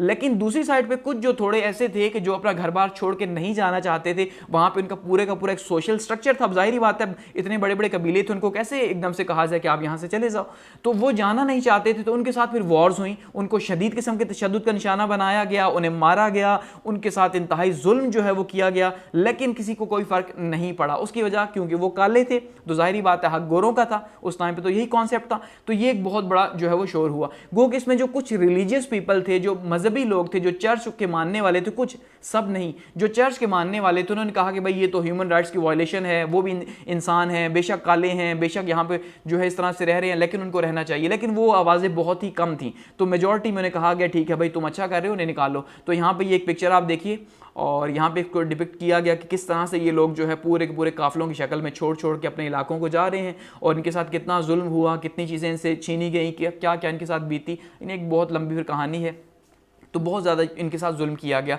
जैक्सन की हुकूमत में। इसके अलावा जो सेकंड टर्म का स्लोगन था, अब ये तो फर्स्ट टर्म में होता रहा, जो सेकंड टर्म का स्लोगन था, अब यहाँ पे बल्कि आगे बढ़ने से पहले इस मैप को आप देखिए कि इंडियन रिमूवल जो है इसका कैसे हुआ। एक तो इंडियंस यहाँ पे मौजूद थे, यहाँ पे इस जगह पे, अब ये बाकी सारे का सारा जो हल्के शेड का इलाका है, ये सारे का सारे यहाँ पे अमेरिकन मौजूद हैं, ठीक है। दूसरा ये जो है डार्क शेड, यहाँ पे इंडियंस मौजूद थे, और यहाँ पे इंडियंस के कबीले मौजूद थे। अब इनको भेजना कहाँ पे था, ये जो एरिया है वेस्ट की साइड पे, इस एरिया के अंदर यहाँ पे इन्हें भेजना था कि भाई आप वहाँ से यहाँ चले जाएं। तो इनको जो है वो शिफ्ट किया गया, ठीक है, यानी 1830 के अंदर इस कबीले को यहाँ शिफ्ट किया गया, 1832 के अंदर इन्हें किया गया, 1832 के अंदर इसे, 35 के अंदर इसे, तो इन सबको यहाँ से शिफ्ट किया गया ईस्ट से वेस्ट की साइड पे। और अमेरिका को जो है वो मजीद पीछे एक्सपेंड होने का मौका मिला। वो इलाके जो इनके कब्जे में थे, उन इलाकों पर भी जो है फिर अमेरिका ने जो है वहाँ पर भी काश्तकारी की, या वहाँ पर भी जाके सोने की तलाश की उन्होंने, जो सबसे इंपॉर्टेंट काम था उस टाइम पे अमेरिकन का।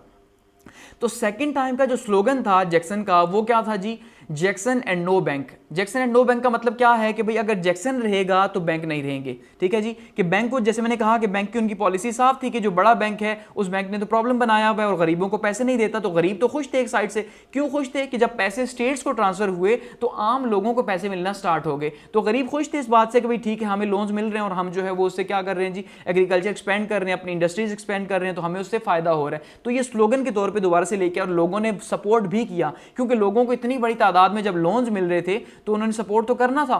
गो कि जब लोन्स लेने की बारी वापस आई तो उस टाइम पे जो है वो बैंक करप्ट हुआ और बहुत बड़ा फिर जो है क्राइसिस जो है फेस करना पड़ा अमेरिका को, ठीक है। तो ये सेकंड टाइम का स्लोगन था। और ऐसे में जो है फिर क्या हुआ कि सेकंड टर्म जो थी वो 1837 के अंदर जो है वो एंड होगी जैक्सन साहब की, ये 37, तो 37 के अंदर जो है सेकंड टर्म भी इनकी एंड होगी। तो 2 टर्म्स लगा के ये जा चुके, और इन 2 टर्म्स के दौरान फिलहाल तक हमें देखने में यही नज़र आ रहा है कि काफ़ी अच्छा रहा, इनके जो दो टर्म्स थी वो अमेरिका के लिए काफ़ी अच्छी रही। आगे बढ़ते हैं।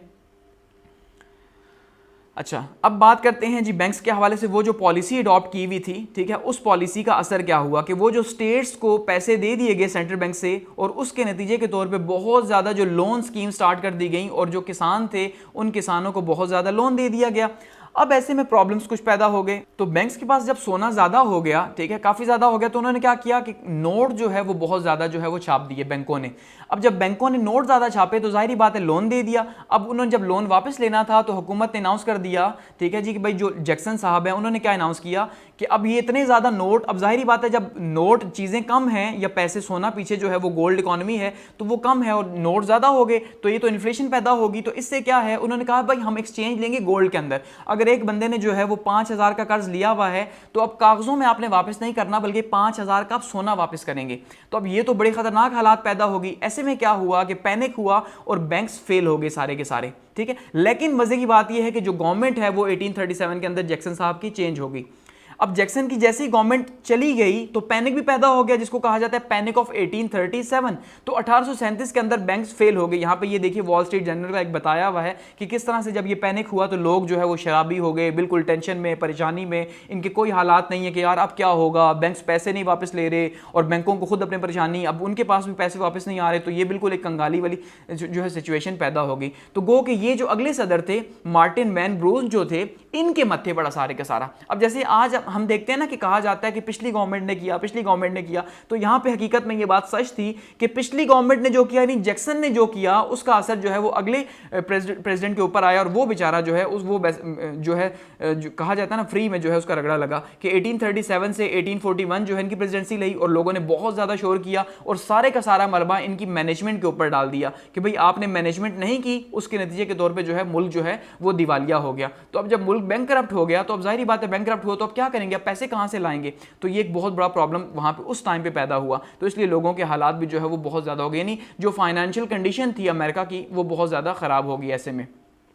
उसके बाद 1840 से अगर 50 की बात करें, ठीक है जी, तो उसमें क्या हुआ जी कि सबसे पहले जो है वो विलियम हेनरी हैरिसन जो है वो 1841 से 41 के अंदर ही सदर बने और बेचारे उसी साल जो है वो रुखसत भी हो गए। उसके बाद जो नया सदर आया उसने 5 साल पूरे किए, यानी कि जॉन टेलर जो आए तो वो 1841 से लेके 1845 तक आए। लेकिन फिलहाल क्योंकि जो डिप्रेशन था, ठीक है, ये जो 1837 का पैनिक था वो चल रहा था, तो वो पैनिक खत्म हुआ 1843 के अंदर, यानी 2 साल जो है वो जॉन टेलर साहब के भी ले गया। तो 2 साल जब जॉन टेलर के भी चले गए तो इसका मतलब 2 साल तो पूरे के पूरे गालियां खाते हुए उन्हें गुजर गए कि भाई ये क्या, भाई गवर्नमेंट बहुत खराब है। क्योंकि अब लोग इतने ज्यादा उनके अंदर इनसाइट तो होती नहीं। अब जाहिर बात है उस टाइम पे इतनी ज्यादा एजुकेशन भी नहीं थी अमेरिका के अंदर, तो लोग जो है वो सारे के सारे अनपढ़ लोग थे। उन्होंने यही समझना था कि अभी की जो गवर्नमेंट है ये उन्हीं की पॉलिसीज का नतीजा है कि जिसके नतीजे के तौर पर जो है ये मुल्क के हालात हुए हुए हैं। तो ये भी सेकंड टर्म के लिए जो है वो री इलेक्ट नहीं हो सके।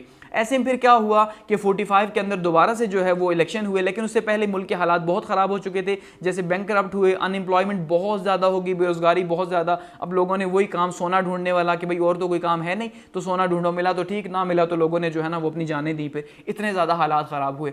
फिर एक फेमस जो है वो प्रेसिडेंट आए और जेम्स के पोलाक जो है इनको कहा जाता है। तो ये पोलक साहब जो है 1845 से लेके 1849 तक रहे और ये बंदा जो है यहाँ पे सामने आपको जो नज़र आ रहा है, ठीक है। तो ये जो पोलक थे ये काफ़ी ज़्यादा फेमस रहे अमेरिका के अंदर और इनकी जो कुछ पॉलिसीज़ थी वो पॉलिसीज़ भी अमेरिका के हवाले से अगर बात की जाए तो बहुत ही शानदार किस्म की रहीं। उन्हीं शानदार किस्म की पॉलिसीज़ की वजह से ये आज भी अमेरिकन हिस्ट्री के अंदर जो है इन्हें याद किया जाता है, जॉन पोलक की, जेम्स पोलक की पॉलिसीज़ की वजह से। अब सबसे पहला क्या हुआ कि रिपब्लिक ऑफ टेक्सास जो था उसको जो अमेरिका का जो मैक्सिको का पार्ट था उसको एक तो 1845 के अंदर इन्होंने हासिल कर लिया, ठीक है। अब हुआ क्या कि ये जो टेक्सास का जो इलाका इन्होंने हासिल किया था जो आज अमेरिका के यहाँ पे आप अगर देखिए तो आपको यहाँ पे नज़र आएगा, तो ये जो टेक्सास का इलाका है, ठीक है, ये लुजियाना जो है वो इससे पहले परचेज़ हो चुका 1803 के अंदर, जो हमने देखा था कि जो है वो परचेज़ किया जैक्सन साहब ने, ठीक है, जेफरसन ने, तो जेफरसन ने परचेज़ किया। अब पहले आप देखिए तो अमेरिका यहाँ पे मौजूद है, ये जो आपको यहाँ पे दिखाई दे रहा है ये अमेरिका है। उसके बाद जब 1803 के अंदर यहाँ पे ये इलाका परचेज़ हुआ लुजियाना का फ्रांस से, तो ये इलाका भी जो है वो अमेरिका में शामिल हो गया। अब यहाँ पे बीच में जो ट्राइब्स थे लास्ट में हम देख चुके हैं, उन्हें भी यहाँ से निकाल के जो है वो वेस्ट में भेजा जा चुका है। तो अब ये जो इलाका था यहाँ पे टेक्सास का, यहाँ पे इस इलाके को भी हासिल कर लिया गया 1845 के अंदर एक छोटी सी जंग के नतीजे के तौर पर।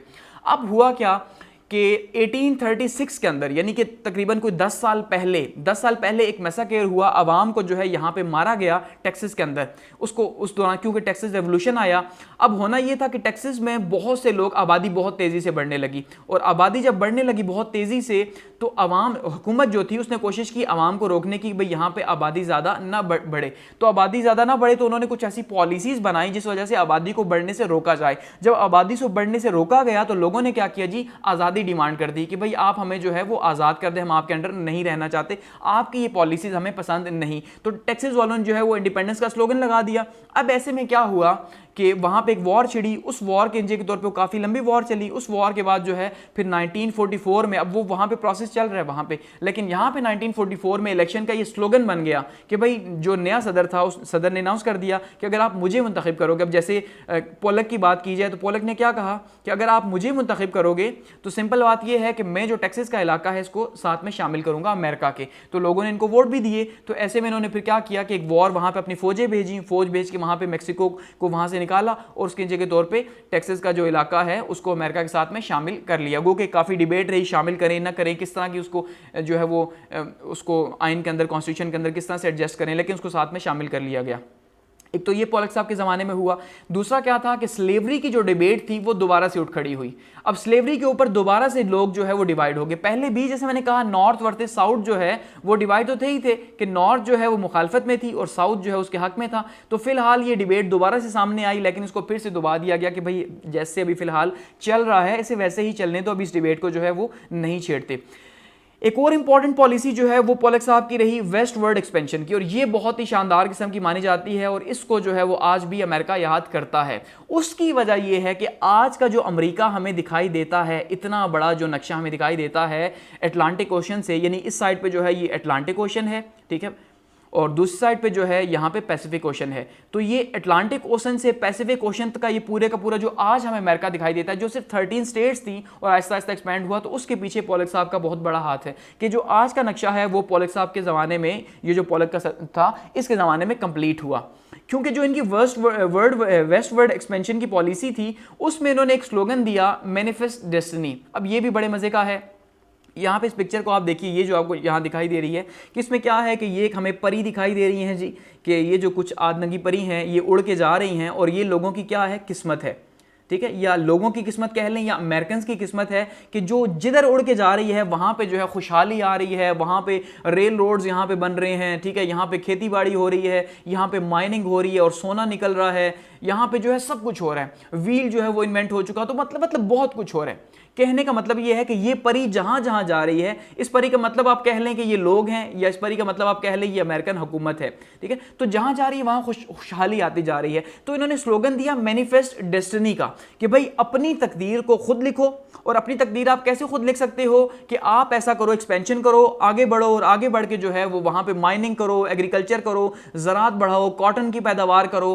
तो ये पॉलिसी थी। लेकिन जो अपोजिशन थी वो इसकी मुखालिफ थी, और खास करके इब्राहिम लिंकन साहब जो है जिनको माना जाता है, ठीक है, तो वो इब्राहिम लिंकन भी इसके मुखालिफ थे कि भाई आप मैनिफेस्ट डेस्टिनी के बजाय आप ऐसा करो कि आप इंडस्ट्रियलाइजेशन को जो है वो आगे बढ़ाओ, मुल्क के अंदर इंडस्ट्रीज लगाओ। लेकिन क्योंकि इंडस्ट्रीज लगाने में हुकूमत का पैसा सर्व होगा और वो जो है इतना रिवॉर्ड भी नहीं देगा उनके ख्याल में, लेकिन और जो दूसरा ज़राअत का काम है वहाँ पे तो स्लेव्स जो है वो काम करेंगे, तो जब स्लेव्स काम करेंगे तो वहाँ पे उन्हें पैसे भी नहीं देने पड़ेंगे, वो तो फ्री में है। जितनी बड़ी ज़मीन जिस सरमायादार के पास आई या जिस जागीरदार के पास आई, वो जागीरदार वहाँ पे 1-2 लाख मजदूर लगवा के काम कर लेगा। क्योंकि उस टाइम पे मजदूर इतने थे कि 1/5 अमेरिका की आबादी के जो है वो वहाँ पे गुलाम हो चुके थे। इतनी बड़ी तकरीबन जो है वो 90 लाख के करीब उस टाइम पे गुलाम हो चुके थे। तो इतनी बड़ी तादाद आप इमेजिन कर लें आप कि कितने वहाँ पे गुलाम होंगे। तो वो तो लोगों को सपोर्ट करता था, लोग इससे बहुत खुश हुए। यानी अमेरिकन के जो लोग थे, खास करके जो साउथ के लोग थे जो कि एग्रीकल्चर के ऊपर ज़्यादा डिपेंडेंट थे, ज़राअत के ऊपर, तो वो इससे खुश हुए कि भाई मैनिफेस्ट डेस्टिनी का मतलब ये है कि जिसको जितनी ज़मीन मिलती है, जिस लैंड लॉर्ड को, वो उतनी पे कब्जा करे, हुकूमत को उसका टैक्स दे और वहाँ पे जो है खुले पैसे पैदा करे गुलामों से काम करवा के। ये इनकी बहुत फेमस पॉलिसी रही है। उसका फ़ायदा ये हुआ कि अमेरिका जो है वो काफ़ी ज़्यादा एक्सपैंड हो गया इसके इंजे के तौर पर। ठीक है, आगे बढ़ते हैं। उसके बाद क्या हुआ जी कि जो रिजल्ट आया इस मैनिफेस्टेशन का कि भाई मैनिफेस्ट डेस्टिनी करो, कि अपनी तकदीर जो है वो आपने खुद जो है वो बनानी है। और तकदीर कैसे बनानी है कि आगे बढ़ते जाओ और इलाकों पे कब्जे करते जाओ और वहाँ पे जो है वो ज़राअत जो है वो करते जाओ और डेवलपमेंट होती जाएगी, रेल रोड बनता जाएगा, सब कुछ वहाँ पे होता जाएगा। तो उसका जो रिजल्ट है वो काफ़ी अच्छा रहा, यानी रिजल्ट्स बहुत अच्छे रहे। उसका एक तो एक्सपेंशन हो गई, अमेरिका एक्सपैंड हो गया जो आज हमें नज़र आता है, और दूसरा ये है कि मुल्क के अंदर मज़ीद जो है वो खुशहाली आ गई। तो मुल्क बहुत ज़्यादा जो है वो खुशहाल हो गया इस एक्सपेंशन के नतीजे के तौर पे। और इसके बाद क्या हुआ कि इसी दौरान जो है पॉलक साहब के ज़माने में अब इलाका तो बढ़ना था, लेकिन उससे आगे बढ़ते तो उससे पहले मेक्सिको का इलाका आ गया। मेक्सिको की फिर वॉर स्टार्ट होगी 1846 के अंदर और 1848 के अंदर। अब यहाँ पे आप देखिए ये जो इलाका है, अब ये जो टेक्सास का इलाका था हम देख चुके हैं कि इसको 1845 के अंदर जो है वो अमेरिका में शामिल कर लिया गया। और ये इलाका किससे लिया गया? मैक्सिको से लिया गया, ठीक है, यानी कि उनसे छीना गया। तो अब ये जो इलाका था यहाँ पे, ये जो अमेरिका के दूसरे कोने तक जाता था, ये इलाका भी जो है वो मैक्सिको के अंडर था। अब मैक्सिको के अंडर था, लेकिन इनकी तो पॉलिसी थी मैनिफेस्टेशन की, आगे बढ़ने की, ठीक है, वेस्टवर्ड एक्सपेंशन की। तो अब यहाँ पे एक्सपेंशन कैसे हो, आगे मैक्सिको बैठा हुआ है, तो इसका मतलब ये है कि अब मैक्सिको के साथ एक वॉर स्टार्ट होगी इस इलाके के ऊपर कि भाई ये इलाका हमें चाहिए, आपको ये इलाका देना पड़ेगा। अब इस वॉर के ऊपर भी डेमोक्रेट्स और रिपब्लिकन्स जो हैं वो अलग अलग थे। एक ने सपोर्ट किया, यानी डेमोक्रेट्स जो है वो तो चाहते थे कि आगे बढ़े, रिपब्लिकन्स ने जो है वो वॉर के इशू कहा कि भाई आप आगे ना बढ़ें, ये हमें कोई फ़ायदा नहीं देगा। तो ऐसे में क्या हुआ कि खैर वॉर तो फिर हुई और वॉर हुई, और वॉर के नतीजे के तौर पे जो है वो अमेरिका ने मेक्सिको को वहाँ पे शिकस्त दे दी। अब जब मेक्सिको को वहाँ से शिकस्त हुई तो उसके नतीजे के तौर पे अमेरिका जो है उसकी जो बॉर्डर हैं, ठीक है, वो बॉर्डर एक्सपेंड हो गए। और फिर अमेरिका, आप देखिए यहाँ पे एक साइड पे ये अमेरिका यहाँ से स्टार्ट होता है और दूसरी साइड पे यहाँ तक इस कोन तक अमेरिका आ जाता है, ठीक है। तो ये पूरे का पूरा एरिया जो है वो अमेरिका ने अपने कब्जे में कर लिया, यानी ओशन टू ओशन, एक समंदर से लेके अटलांटिक ओशन से पैसिफिक ओशन तक अब अमेरिका जो है उसकी बाउंड्रीज फैल चुकी हैं। तो ये जो यहाँ पे ये ऊपर की पिक्चर है, ये मेक्सिको वॉर की है, जो अमेरिकन मेक्सिको वॉर हुई, जो शदीद किस्म की वॉर थी, 2 साल चली और इस 2 साल के दौरान बहुत ज़्यादा नुकसान भी हुआ, लेकिन फिर भी जो कामयाबी है वो अमेरिका को मिली, ठीक है, और अमेरिका जो है इस जंग में कामयाब रहा। इसी दौरान अब क्या हुआ कि अब जैसे जैसे एक्सपेंशन हुई तो पॉपुलेशन भी जो है वो इंक्रीज़ होती गई, आबादी काफ़ी ज़्यादा बढ़ती गई और बहुत ही फास्टली जो है वो आबादी इंक्रीज़ हुई। अब यहाँ पे इस टाइम पे आबादी अमेरिका को चाहिए भी थी क्या, क्योंकि अब जैसे जैसे मुल्क बढ़ रहा है तो क्या इतना जब बड़ा मुल्क होगा तो जाहिर बात है आबादी के बिना तो उस मुल्क का कोई फ़ायदा है नहीं, तो इसलिए आबादी जो है अब चाहिए थी, आबादी होगी तो तभी फ़ायदा होगा। इसके बाद क्या हुआ कि एक ट्रीटी जो है वो साइन की गई, और ये ट्रीटी जो है ये इसी वॉर के ऊपर साइन की गई जो कि 1848 के अंदर ख़त्म हुई। ये ट्रीटी है जी गोडा ट्यूब, ये जो भी पता नाम लिखा हुआ है, हिडोलियो की जो ट्रीटी है, पता नहीं किस जुबान के अंदर है। तो ये जो ट्रीटी है ये साइन हो गई, और इस ट्रीटी के बाद क्या हुआ जी कि मेक्सिको का इलाका, न्यू मेक्सिको का इलाका, क्योंकि मेक्सिको तो पहले पीछे मौजूद था, यहाँ पे मैप के अंदर देखिए तो ये मेक्सिको है, ठीक है। अब मेक्सिको की ये कॉलोनी थी तो इसका मतलब ये न्यू मेक्सिको था। तो न्यू मेक्सिको, और यहाँ पे ये जो बॉर्डर का एरिया है ये है कैलिफोर्निया। तो कैलिफोर्निया का और न्यू मेक्सिको का इलाका जो है वो प्रॉपरली डॉक्यूमेंटेशन के अंदर जो है इनके हाथ में आ गया, इन्हें अमेरिका का हिस्सा बन गया। इसी के साथ जो है इन्हीं के दौर जब एंड हुआ तो उस टाइम पे ये एक खबर फैली, और ख़बर क्या फैली कि भाई कैलिफोर्निया से शोर उठा कि वहाँ पे सोना निकलना शुरू हो गया, कि कैलिफोर्निया की जो नदियाँ थी, जो इलाका अभी अभी इन्होंने हासिल किया था मेक्सिको से, तो वहाँ पे जो है जी कहा जी गोल्ड जो है वो बहुत ज़्यादा पैदा हो रहा है। तो गोल्ड डिगिंग का शोर पैदा हो गया कि भाई बहुत ज़्यादा यहाँ से सोना निकलना शुरू हो गया। अब इस शोर को सुन के हुआ क्या कि ये जो यहाँ की नॉर्थ के इलाके के लोग थे या साउथ के इलाके के लोग थे, ये यहाँ से भागे। साउथ में तो खैर फिर भी यहाँ पे गोल्ड पहले से भी मौजूद था और यहाँ पे कोशिश भी हो रही थी, लेकिन खासकर नॉर्थ के इलाके से लोग भागे भागे यहाँ पहुंचे कैलिफोर्निया, यानी एक कोने से दूसरे कोने में उन्हें जाना पड़ा, और वो अपना जो कुछ भी वहां मौजूद था उसे शिफ्ट किया, उठाया और यहाँ पे आके शिफ्ट हो गए, और यहाँ पे आके नदियों के ऊपर उन्होंने बैठ गए, अपने साथ लोग लगा लिए और डिगिंग स्टार्ट कर दी कि भाई अब यहाँ से हम सोना हासिल करेंगे। और काफ़ी ज़्यादा सोना यहाँ से हासिल भी किया गया, और इसने अमेरिकन इकॉनमी जो है उस इकॉनमी के ऊपर काफ़ी ज़्यादा जो है वो पॉजिटिव इम्पैक्ट्स क्रिएट किए। यानी जितना सोना अमेरिका से निकाला गया उतना फिलहाल तक कहीं से निकाला गया। उसके बाद क्या हुआ कि अमेरिका में जो है वो खुशहाली आना शुरू हो गई, और खुशहाली की वजह से आबादी मज़ीद बढ़ना शुरू हो गई। इसी दौरान जो है जो वॉर हुई थी तो इसमें जो 100 के करीब जो है वो जजीरे जो थे उनको भी कब्जे में ले लिया गया था, जो कैरेबियन के अंदर थे, ठीक है। उन जजीरों को भी कब्जे में लिया गया, जिसमें से 66 जो हैं वो अभी तक अमेरिका के पास मौजूद हैं, और अभी भी अमेरिका की वहाँ पे हुक्मरानी है, ठीक है। तो यहाँ पे मौजूद हैं जो 100 जो है उस टाइम पे मेक्सिको से झगड़े के दौरान जो जंग थी, उस जंग के दौरान जो है वो हासिल किए गए थे। तो अमेरिका की इस तरह से जो है प्रोग्रेस जो है वो काफ़ी ज़्यादा आगे बढ़ना स्टार्ट हो गई। अब अगला जो इशू हम देखेंगे वो आएगा जो गुलामों के ऊपर, जिसको बार बार दबाया जाता रहा, लेकिन अब कितना और दब सकता था, आहिस्ता आहिस्ता जो है उसने इंक्रीज ही होना था गुलामी के ऊपर।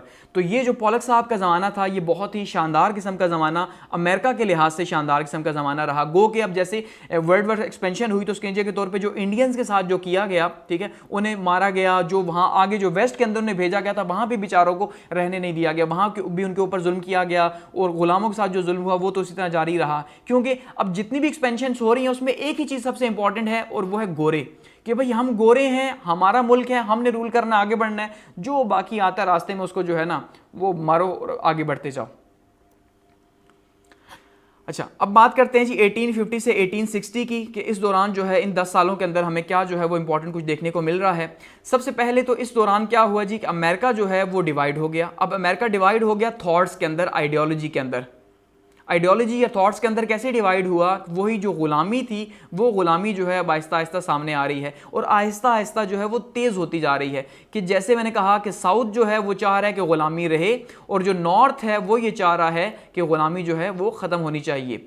तो अब ये इशू काफ़ी आहिस्ता आहिस्ता जो है वो स्लेवरी के ऊपर बढ़ना शुरू हो गया। तो नॉर्थ तो चाहता ख़त्म हो जाए, लेकिन साउथ की ये तमन्ना बिल्कुल नहीं थी, क्योंकि साउथ की सारी जो इकॉनमी थी, सारा उनका जो पैसा था वो गुलामों के अंदर लगा हुआ था। इवन वो जो बिज़नेस करते तो उस बिज़नेस से जो उन्हें मुनाफा हासिल होता, ठीक है, उस मुनाफे से वो क्या करते कि उस मुनाफे से मजीद जो है वो गुलाम लेके आ जाते, और वो मजीद, हालांकि 1808 के अंदर जो है वो गुलामी बैन कर दी गई। बैन का मतलब ये है कि आप गुलाम अब बाहर से नहीं ला सकते। जो अफ्रीका से स्लेव ट्रेड हो रहा था वो स्लेव ट्रेड रोक दिया गया, कि अब जो स्लेव्स मौजूद हैं मुल्क के अंदर, आप उन स्लेव्स को बस, अब वो गुलाम है आपके, अब वो गुलाम है तो इसका मतलब बच्चे भी तो देंगे।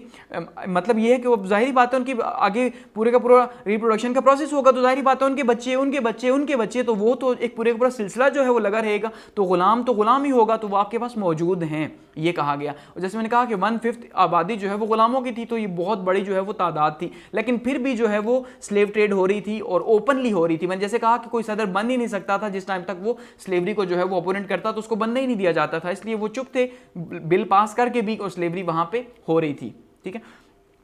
अब यहां पे क्या हुआ जी कि 1850 का कंप्रोमाइज हो गया। अब 1850 का कंप्रोमाइज कैसे हो गया कि गुलामी की जो डिबेट लगी हुई थी तो लोगों ने बहुत ज़्यादा प्रेशराइज किया, और नॉर्थ के लोगों ने खास करके प्रेशराइज किया कि गुलामी को ख़त्म किया जाए, लेकिन अब साउथ तो ऐसे चाहता नहीं था। तो प्रेसिडेंट साहब जो थे उन्हें तो खतरा था, और हुकूमत को खतरा था कि ऐसा भाई होना नहीं चाहिए। तो उन्होंने क्या किया जी, हुकूमत ने एक कंप्रोमाइज़ किया जिसको 1850 का कंप्रोमाइज़ कहा जाता है। कि वो कंप्रोमाइज़ ये है कि जो कैलिफोर्निया का इलाका है जहाँ से अभी भी सोना निकला और जो अभी भी हासिल किया गया 1948 के अंदर, 1848 के अंदर, और दूसरी साइड पे जो न्यू मैक्सिको का इलाका है यहाँ पे स्लेवरी की इजाज़त दे दी गई। गो कि बाकी भी इजाज़त थी, लेकिन यहाँ पे मजीद स्लेवरी की इजाज़त दे दी गई कि आप यहाँ पे मजीद स्लेव्स जो है गुलाम ला के यहाँ पे अपने काम ले सकते हो, यहाँ पे इनसे जो है वो एग्रीकल्चर के अंदर ने यूज़ कर सकते हो। यानी ये कंप्रोमाइज़ क्या था कि दोबारा से गुलाम जो है उन बेचारों की मुसीबत आई, और उन्हीं के लिए जो है वो एक अजाब हुआ, और उन्हीं के लिए जो है वो मुश्किलात पैदा होगी, उनकी एक्सप्लॉयटेशन हुई शदीद किस्म की। और ये जो एक स्लेव एक्ट था उसको जो है वो, अब स्लेव एक्ट क्या पास किया हुआ था, लेकिन बावजूद उसके वो इतना जो है वो कमज़ोर था कि वो सिर्फ एक दिखाने के लिए एक सतही तौर का एक जो है वो बनाया गया था, एक एक्ट पास था, लेकिन उस एक्ट के ऊपर कोई भी अमल नहीं हो रहा था। इसके साथ साथ जो प्लांटेशन इकोनॉमी थी उसने काफ़ी ज़्यादा ग्रोथ की। प्लांटेशन इकोनॉमी जैसे मैंने कहा कि वहाँ पे जो कॉटन है, कॉटन बहुत ज़्यादा पैदा हो रही थी, और कॉटन का सबसे बड़ा ख़रीदार जो था वो बरतानिया था, बरतानिया और यूरोप। तो बरतानिया जो है क्योंकि वो कपड़ा बनाता था उस टाइम पे इंडस्ट्रियल रेवोल्यूशन के बाद, तो कॉटन यहाँ से जाती और वो कपड़ा वहाँ से बनाता और वो अपनी इकोनॉमी को वहाँ पे आगे लेके जाता। तो कॉटन के अंदर जो है वो मिलियंस की तादाद में यहाँ पे जो है वो स्लेव जो है वो काम करते थे। इसी वजह से स्लेव जो है वो गुलामी की वजह से ही या गुलामों की वजह से ही मजीद जो है वो अमीर होते जा रहे थे। लेकिन जो नॉर्थ था वो तो इंडस्ट्रियल था, बैंक्स थे वहाँ पे, टेक्सटाइल थी वहाँ पे और तरह के काम थे जो कि ऑफिस के काम हैं, जो लेबर के काम है, लेकिन उनको उसकी जॉब भी की तनख्वाह मिलती और एक पूरा प्रॉपर सिलसिला था। यानी कि वहां पे जो गुलामी थी वो ना होने के बराबर थी साउथ के मुकाबले में। अब आहिस्ता आहिस्ता जो है वो रॉ मटेरियल जो है उसका डिमांड जो है वो ज़्यादा होती चली गई, क्योंकि अब जाहिर बात है वहाँ पे डिमांड बढ़ रही थी, यहाँ पे भी जो उसकी प्रोडक्शन है वो भी बढ़ाई गई। तो जब प्रोडक्शन बढ़ाई गई तो उसके लिए मजीद स्लेव्स भी चाहिए थे। अब स्लेव्स बार बार इसीलिए कह रहा हूँ कि स्लेव्स का एक तो कंप्रोमाइज़ भी हो रहा है, लेकिन जैसे जैसे टाइम आगे बढ़ रहा है 1850 से लेके 1860 की बात कर रहा हूँ, इन 10 सालों के बीच में, तो टेंशन भी बहुत शदीद बढ़ती जा रही है, बहुत शदीद, क्योंकि उनको इतना ज़्यादा एक्सप्लॉइट किया जा रहा है। यहाँ पे एक आप पिक्चर देखिए कि ये क्या है, ये एक स्लेव है, ये जो जिसके मुंह में हाथ दिया हुआ है पीछे से बंदे ने पकड़ के कि भाई ये क्या कर रहा है कि ये स्लेव्स को अंदर से निचोड़ रहे हैं, उनके अंदर से भी निकाल रहे हैं, कि उनसे उनको बेड़ियां पहनाई जाती, बेड़ियां पहना के खेतों के ऊपर काम कराया जाता और वो गुलाम होते, और कुछ जो है वो भाग जाते। कुछ जब भाग के जाते तो भाग के कहां जाते, भाग के या तो वो कनाडा चले जाते, ठीक है, या फिर वो नॉर्थ के इलाकों के अंदर आ जाते। तो नॉर्थ के इलाकों में भी एक बिल पास किया गया, फिर यहां पे हुकूमत ने बिल पास किया कि भाई जो भी गुलाम भागेगा और नॉर्थ में आएगा तो उसको आपको वापस करना पड़ेगा, ठीक है। अब एक किस्म का दोबारा से जो है फिर गुलामों को दोबारा से आज़ादी देने के खिलाफ थे बिल्कुल। तो कुछ भाग जाते, कुछ मारे जाते, तो उनको बहुत ज़्यादा जो है वो तंग किया जाता।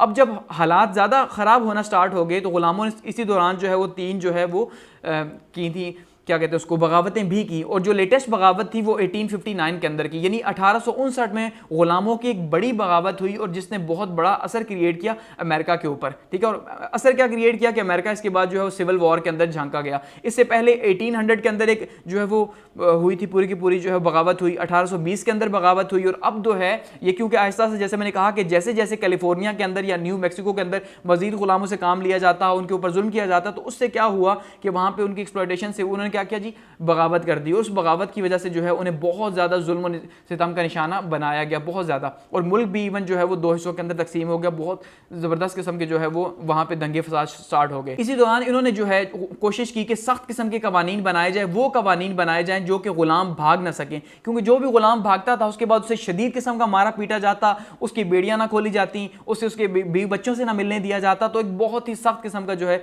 रूटीन थी, उनको खाने का ना दिया जाता। तो बहुत ही यानी कि टफ किस्म के हालात जो है उनके चलते रहे। इस दौरान जो है 1850 से लेकर 1807 के बीच में 3 प्रेसिडेंट्स यहाँ पे हमारे पास आए। मिलर्ड फिलमोर आए 1850 से लेकर 53 तक, फ्रैंकलिन प्रेस आए 1853 से लेकर 1857 तक, और उसके बाद जेम्स बुचाना आए 1857 से लेकर और 1861 तक। अब 1861 के बाद क्या होता है कि यहाँ पे हालात बदल जाते हैं, ठीक है। इसी दौरान जो है वो 1854 के अंदर रिपब्लिकन पार्टी बनती है, वजूद में आती है। ये वही रिपब्लिकन पार्टी है जो आज की रिपब्लिकन पार्टी है, यानी कि जो ट्रंप की, डोनाल्ड ट्रंप की रिपब्लिकन पार्टी है, ठीक है। ये वही है जो कि इब्राहिम लिंकन ने जिसकी बुनियाद रखी थी 1854 के अंदर। यानी एक पार्टी हमने देखा डेमोक्रेट जो कि 1828 के अंदर बनी, और दूसरी जो है वो 1854 के अंदर रिपब्लिकन पार्टी बनी, और हाथी जो है वो इसका निशान है, इंतखाबी निशान है। तो ये जो रिपब्लिकन पार्टी थी ये खास करके जो है वो बनी ही स्लेवरी के अपोजिशन में थी, यानी कि ये इसके के लिए बनी थी कि ये स्लेवरी के खिलाफ आवाज़ उठा सके, क्योंकि इब्राहिम लिंकन जो थे ये स्टार्ट से ही स्लेवरी के बहुत ज़्यादा मुखालिफ थे, और ये समझते थे कि ये गैर इंसानी जो है काम किया जा रहा है गुलामों के साथ, क्योंकि गुलाम जो है असल में वो भी इंसान है, उनके साथ जुल्म है। तो उसी की बिना पे वो लोग जो सपोर्ट करते थे कि भाई आप गुलामी को ख़त्म करें, तो इब्राहिम लिंकन की पार्टी को उन्होंने बड़ी तादाद में जो है वो ज्वाइन किया इसी 1960s के एरा में, 50s के एरा में, ठीक है। तो 50 से 60 तक ये जो है अमेरिका के अंदर इंपॉर्टेंट डेवलपमेंट्स रही, जिसके अंदर जो पार्टी बनी वो गुलामों के हक में बनी, सबसे इंपॉर्टेंट चीज़। दूसरा जो सबसे इंपॉर्टेंट चीज़ हुई कि वो जो गुलामी थी वो बिल्कुल बस अब एंड पे पहुंच गई, कि इतने एंड पे पहुंच गई कि अब गुलाम जो है ना उनकी भी हद हो गई, कि बर्दाश्त की हद हो गई। अब यहाँ पे इसको आप ज़रा देखिए 1850 का जो कंप्रोमाइज़ है जिसका हमने जिक्र किया था कि भाई ग़ुलामी की इजाज़त 2 स्टेट्स में दी गई थी, ठीक है। एक तो ये न्यू मैक्सिको का इलाका था और दूसरा यहाँ पे कैलिफोर्निया का इलाका था, जहाँ पे जो अभी नया नया काम हो रहा था, तो वहाँ पे परमिशन मिली हुई थी। अब देखिए यहाँ पे ये जो स्टेट्स आपको नज़र आ रही हैं, ग्रीन साइड की जो स्टेट्स नज़र आ रही हैं, ये वो स्टेट्स हैं जो स्टेट्स एक्चुअली में ग़ुलामी के हक़ में नहीं, ये स्टेट्स हैं नॉर्थ की।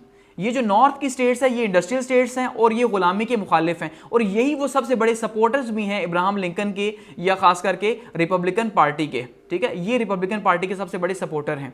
दूसरी साइड पे यहाँ पे आपको ये जो येलो दिखाई दे रहा है, ये सारे के सारे वो एरिया है जो है स्लेव स्टेट्स हैं, यानी कि स्लेव स्टेट्स मतलब यहाँ गुलामी की इजाज़त है एक तो, और गुलामी को ये अच्छा समझते हैं क्योंकि यहाँ जितना एग्रीकल्चर ज़राअत वगैरह होता है वो सारे का सारा किसानों गुलामों के बलबूते पे ही होता है, और यहाँ पे मिलियंस की तादाद में जो है वो गुलाम खेतों में काम करते हैं और उनको एक्सप्लॉइट किया जाता है, शदीद किस्म का एक्सप्लॉइट किया जाता है। तो ये एरिया जो है साउथ का एरिया जो है वो गुलामी के शदीद किस्म के हक में है, और नॉर्थ का जो है वो अब शदीद किस्म की मुखालफत में है। इसी वजह से उन्होंने पार्टी भी जो है वो बना दी, और ये बीच की कुछ जो है वो न्यूट्रल स्टेट्स हैं, यहाँ पे फिलहाल कुछ भी ऐसा नहीं है। आगे बढ़ते हैं। और बात करते हैं जी 1850 से 60 से 1870 के एरा की, के इस एरा के दौरान जो है अब क्या हुआ। ये जो एरा है ख़ास करके इसको याद किया जाता है सिविल वॉर के हवाले से, कि ये जो एरा है इसमें जो है अमेरिका बहुत बुरे हालात से गुजरा और बहुत ही शदीद हालात से गुजरा, कि सिविल वॉर यहाँ पे सबसे पहले स्टार्ट हुई। अब 1861 के अंदर हमने देखा था कि जो है वो लास्ट प्रेसिडेंट आए थे, उसके बाद जो है वो क्या हुआ, वहाँ पे इलेक्शन हुए, लेकिन इसी के बाद 1861 में ही जो है वो यहाँ पे एक बगावत हो गई और उस बगावत के नतीजे के तौर पे नॉर्थ और साउथ जो है वो तकसीम हो गए, नॉर्थ और साउथ। अब कैसे हुए कि 1861 के अंदर जो है वो इब्राहम लिंकन बन गए सदर, क्योंकि अब 1854 के अंदर जो पार्टी बनी थी रिपब्लिकन पार्टी, वो किस स्लोगन के ऊपर बनी थी कि हम गुलामी को ख़त्म करेंगे। तो अब उन्होंने इसी के ऊपर कंपेन चलाई, वो कंपेन जीती। इसका मतलब लोग, इब्राहम लिंकन ये समझे कि लोग ये चाहते हैं कि गुलामी ख़त्म कर दी जाए, इसीलिए तो उन्होंने इलेक्ट किया उन्हें। इसका मतलब ये है कि इब्राहम लिंकन आए। अब जैसे ही इब्राहम लिंकन आए तो जितनी भी जो साउथ की स्टेट्स थी, ठीक है, जो मगरब जनूब की स्टेट्स थी साउथ की, तो जनूब की स्टेट्स को अब ये इशू हुआ कि यार अब ये तो बहुत काम खराब है। इसका मतलब ये है कि ये बंदा जो है, जो इब्राहम लिंकन है, अब ये इब्राहम लिंकन क्या करेगा, ये गुलामी को खत्म कर देगा। इसने फौरन से पहले आके कोई बिल पास करना है और उसके पास गुलामी खत्म हो जाएगी। तो इन्होंने अपनी सिक्योरिटी के लिए क्या किया कि इन्होंने जो 7 स्टेट्स थी, उन 7 स्टेट्स ने अपनी एक कॉन्फिडेंसी बना दी, यानी उन्होंने अलग से एक पूरे का पूरा यूनियन बना दी। ठीक है, अब यूनियन कहा ना जाए, क्योंकि यूनियन वो इलाके होंगे जो कि मुल्क के साथ रहेंगे और कॉन्फिडेंटली वो इलाके रहेंगे, कॉन्फिडेंसी जो कि मुल्क से बगावत करेंगे। ठीक है, लेकिन ये सारे की सारी 7 स्टेट्स इकट्ठी हो गई और इन्होंने सेंटर से बगावत कर दी कि भाई हम आपके साथ नहीं रहते, हम अलग हैं। सिर्फ और सिर्फ किसके ऊपर, गुलामी के ऊपर, कि कहीं गुलामी खत्म कर दी तो हमारी अयाशी खत्म हो जाएगी, हमारा पैसा खत्म हो जाएगा। तो ये 1860 के अंदर हुआ, यानी कि 8 फरवरी 1861 को जो है वो ये बगावत हो गई। अब ये बगावत हुई, इस बगावत के ऊपर क्या हुआ कि आर्मी का एक्शन हुआ। इब्राहम लिंकन ने अनाउंस किया कि भाई आप हमारे साथ वापस आ जाओ, आपको कुछ नहीं कहा जाएगा, गो कि आप ये गलत कर रहे हो। लेकिन जब वेट किया गया 1-1.5 माह और वो वापस नहीं आए, किसी भी लीडर ने बात मानने से इनकार कर दी, तो ऐसे में आर्मी एक्शन का ऐलान हो गया और आर्मी को वहां पर भेज दिया गया। तो अप्रैल 1861 के अंदर जो है वो आर्मी जब ग्राउंड में आई, तो नतीजे के तौर पर जो 4 स्टेट्स थी मजीद जो कि चाहती थी कि गुलामी रहे, दबे छुपे लफ्जों में वो चाहती थी गुलामी रहे, लेकिन वो ओपनली बोलती नहीं थी, वो भी जो है खुल के सामने आ गई। और इस तरह से 7 वो और 4 ये 11 जो स्टेट्स थी, ये 11 की 11 स्टेट्स जो है वो गुलामी के हक में थी। इसी वजह से ये जो है फेडरेशन से अलग होगी, या यूनियन जिसको हमने भी कहा, तो यूनियन से अलग हो गई, मुल्क से अलग हो गई। तो अब इसका मतलब ये है कि मुल्क जो है अमेरिका जिसकी हम बात कर रहे हैं, वो 2 हिस्सों के अंदर तकसीम हो गया। एक साइड पे नॉर्थ का एरिया है, दूसरी साइड पे साउथ का एरिया है। यहां पे आप इस मैप के अंदर देखिए तो ये मुल्क 2 हिस्सों के अंदर तकसीम है, कि एक ये जो है नॉर्थ का एरिया वो जो गुलामी के हक में है, ये वो 7 स्टेट्स हैं जो पहले उसके हक में आई, फिर उसके बाद 4 मजीद उन्होंने ज्वाइन किया। ठीक है जी, और उसके बाद जो है ये जो एरिया है, ये ऊपर का एरिया नॉर्थ का, ये गुलामी के अगेंस्ट हैं। तो अब मुल्क 2 हिस्सों के अंदर तकसीम हो गया। अब होना ये था कि हालात अगर कंट्रोल न किए जाते तो अमेरिका आज, ये जो अमेरिका जिसे हम आज कहते हैं यूएसए, कि यूनाइटेड स्टेट्स ऑफ अमेरिका है, ये अमेरिका ना होता, क्योंकि हकीकत में ये 2 मुल्कों के अंदर तकसीम हो चुका होता। एक को हम यहाँ पे इस टाइम पे फिलहाल कह रहे होते नॉर्थ अमेरिका और दूसरे को साउथ अमेरिका कह रहे होते। लेकिन ऐसे में क्या हुआ कि इब्राहम लिंकन की लीडरशिप जो है उसने मामलात को संभाला, क्योंकि जैसे जैसे आर्मी ने एक्शन लिया और आर्मी ने संजीदा बुनियादों के ऊपर एक्शन लिया, तो उसमें क्या हुआ कि हालात मजीद खराब होते चले गए, इंतहाई खराब हुए, लाखों लोग मरना स्टार्ट हो गए। 1-2 आर्मी जो है मुखालफत में सामने आ गई, आर्मी को भर्ती किया गया, उन्होंने भी भर्ती किया, अपोजिशन ने भी, हुकूमत ने भी। ऐसे में क्या हुआ जी कि जो ये समटर का फोर्ट था कैलिफोर्निया के अंदर, ठीक है जी, इस कैरोलिना के अंदर, सॉरी इस कैरोलिना के अंदर, यहाँ अगर मैप में देखिए तो ये इस जगह पे कैरोलिना के अंदर ये फोर्ट है यहाँ पे। तो इस फोर्ट के अंदर जो है, इस फोर्ट के ऊपर कब्जा कर लिया। क्योंकि इस फोर्ट पे अब कब्जा कैसे हुआ कि इस फोर्ट पे कुछ थोड़े लोग जो मौजूद थे, तो हुकूमत इन्हें जो है अब पीछे से रसद नहीं भेज सकती थी, क्योंकि अब यहाँ पे इन्हें रसद कैसे भेजे कि ये तो इलाका जो है या तो समंदर से होकर जाना पड़ेगा, बीच में से तो जो है वो स्टेट्स आई हुई हैं और वो स्टेट्स जो बागी हैं वहां से तो आ नहीं सकते। तो ऐसे में जो है इन लोगों ने जो है, जो बागी थे, इन्होंने अटैक किया और उसके ऊपर कर लिया। तो इसके बाद आहिस्ता आहिस्ता आगे बढ़ते चले गए, क्योंकि यहां पे वाशिंगटन डीसी है, ये यहां पे, तो यहां पे डीसी है। तो इसका मतलब ये है कि अब इसके बाद आगे बढ़ेंगे तो ये तो इन्होंने मुल्क के ऊपर कब्जा कर लेने। हालात इतने ज्यादा खराब हो गए और लाखों लोग जो हैं वो मरना शुरू हो गए। हर रोज की बिना पे जो है वो लाखों लोग, आम लोग मर रहे हैं और बहुत ही शदीद किस्म के हालात बुरे हो गए यहां पे अमेरिका के अंदर। ठीक है, अब ऐसे में वॉर पूरी की पूरी फुल जो है वॉर स्टार्ट हो गई। फिर स्टार्ट में तो जो है वो पलड़ा भारी रहा बागियों का, लेकिन आहिस्ता आहिस्ता जो है वो बागियों को फिर शिकस्तें होना स्टार्ट हो गई। तो वो जो बागी थे आहिस्ता आहिस्ता पीछे हटना स्टार्ट हो गए और सरेंडर करना स्टार्ट हो गए। ठीक है, इसी दौरान अब क्या हुआ कि जो एक प्रोक्लेमेशन ऑर्डर था सितंबर 22 1882 को पास किया गया। अब ये एक्चुअली में एक अनाउंसमेंट थी। अनाउंसमेंट क्या थी? यह एक ऐलान था किसकी तरफ से जी? एमेंसिपेशन प्रोक्लेमेशन का एक ऐलान था अब्राहम लिंकन की तरफ से। इन्होंने ये कहा कि अगर जो है आपने न माने, किसको कहा जी? जो साउथ की स्टेट्स उनको कहा कि अगर आप न माने और आपने सिविल वॉर स्टार्ट न की, ठीक है, जनवरी तक, नेक्स्ट जनवरी तक, क्योंकि सितंबर का महीना है, तो इसका मतलब ये सितंबर से लेकर जनवरी जो है 1863 तक का इन्हें टाइम दिया गया कि आप अगर इस दौरान न माने तो हम एक ऐसा ऑर्डर पास करेंगे जिससे गुलाम जितने भी हैं वो सारे आज़ाद हो जाएंगे। और कौन से गुलाम? जो कि साउथ के अंदर हैं। जाहिर बात है गुलाम थे ही साउथ के अंदर। एक तो गुलाम जो जेल के अंदर हैं वो भी जेलों के अंदर सारे के सारे आज़ाद हो जाएंगे, क्योंकि तकरीबन 8000 के करीब जो गुलाम थे वो जेलों में मौजूद थे, उनको जुल्म करके वहाँ पे डाला गया था। इसके अलावा जो 70 से 80 लाख जो गुलाम हैं जो उनके खेतों में काम कर रहे थे, उनको भी कहा कि वो आज़ाद हो जाएंगे। अब गो के गुलामों बेचारों को क्या पता वो आज़ाद हुए कि नहीं। तो इसलिए जो है ये ऑर्डर एक अनाउंसमेंट था। लेकिन जब उन्होंने देखा कि भाई ऐसे काम नहीं चलेगा, तो उन्होंने क्या किया? फिर उन्होंने और मजीद जंग तेज़ कर दी। जंग तेज़ की तो ऐसे में जो है फिर इन्होंने एक ऑर्डर पास कर दिया अब्राहम लिंकन ने और हुकूमत ने, और उस ऑर्डर के नतीजे के तौर पर जेल से 8000 लोग छूट गए जो गुलाम थे। और बाकी वहाँ पर भी जो गुलाम थे उनको भी जैसे जैसे पता चलता गया कि भाई हम तो आज़ाद हो गए हैं, हुकूमत ने आज़ाद कर दिया, तो ऐसे में क्या हुआ कि वहाँ पर एक पंगा शुरू हो गया। अब पंगा क्या शुरू हो गया कि ये देखिए एक मालिक है, ठीक है, और मालिक के नीचे एक मालिक है, लेकिन उसके नीचे जो है वो तकरीबन 100, 200, 1000, 5000 गुलाम हैं। तो वो गुलामों को लेके उसने एक फौज बनाई हुई थी, क्योंकि गुलाम थे, जाहिर बात है, तो वो जो मालिक कहेगा गुलाम तो वही करेंगे। तो वो जंग लड़ रहे थे। लेकिन जैसे यहां पे 1000 गुलामों को पता चला कि भाई ऑर्डर पास हो चुके हैं कि हम तो आजाद हैं, इसका मतलब यह है कि सबसे पहले उन्होंने पकड़ के इस मालिक को मारना शुरू किया। इस मालिक को मारा, और ऐसे में जो है वहां पे एक नया सिलसिला शुरू हो गया कि गुलाम मालिकों को मारना शुरू हो गए। और जब ये टर्निंग पॉइंट आया, गुलामों ने मालिकों को मारना, क्योंकि आर्मी तो शिकस्त नहीं दे पा रही थी, तो ऐसे में जो है वहां पे फिर जो बागी थे वो पीछे हटना शुरू हो गए, और बागियों को शदीद किस्म का नुकसान शुरू हो गया। और बागी समझ गए कि अब जो है हालात उनके कंट्रोल से बाहर हैं। फिर कोई सॉरी शोरी जो है वो आहिस्ता आहिस्ता स्टार्ट हुई। इसी दौरान जो है अगर हम बात करें ब्रिटिश गवर्नमेंट की कि उन्होंने सिविल वॉर के अंदर क्या जो है वो रोल प्ले किया, तो फिलहाल जो है वो ब्रिटिश गवर्नमेंट का पॉजिटिव रोल ही रहा, क्योंकि ब्रिटिश गवर्नमेंट ऐसा हरगिज़ नहीं चाहती थी कि साउथ जो है वो जुदा हो जाए या वहाँ पे पंगे लग रहे हैं, क्योंकि जितना रॉ मटेरियल ब्रिटिश को जाता था वो सारे का सारा साउथ से जाता था, कॉटन का खास करके। तो इसलिए वो हुकूमत को ही सपोर्ट करते रहे कि भाई अभी फ़िलहाल मुल्क को एक साथ रहना चाहिए, क्योंकि इसमें उनका फ़ायदा है। तो इस वजह से उन्होंने किसी को नहीं छेड़ा इस वॉर के अंदर। और आखिरी 2 साल जो है वो काफ़ी ज़्यादा तबाहकुन रहे, अवाम के लिए भी, लोगों के लिए भी अमेरिका के अंदर। और इस तरह से खैर क्या हुआ कि आहिस्ता आहिस्ता बागी जो है वो ख़त्म हो गए, उनके ऊपर कब्ज़ा हासिल कर लिया गया, और अमेरिका को तकसीम होने से जो है वो बचा लिया अब्राहम लिंकन और उनकी लीडरशिप ने। तो टोटल अगर बात की जाए इस वॉर की, जो सिविल वॉर हुई, उस सिविल वॉर में तकरीबन कोई 7,50,000 के करीब सिर्फ सोल्जर्स, ज़रा बात को समझिएगा कि जो वेल ट्रेंड हैं, वेल इक्विप्टेड हैं, वो सोल्जर्स जो हैं तकरीबन कोई 7.5 लाख के करीब इसमें मारे गए।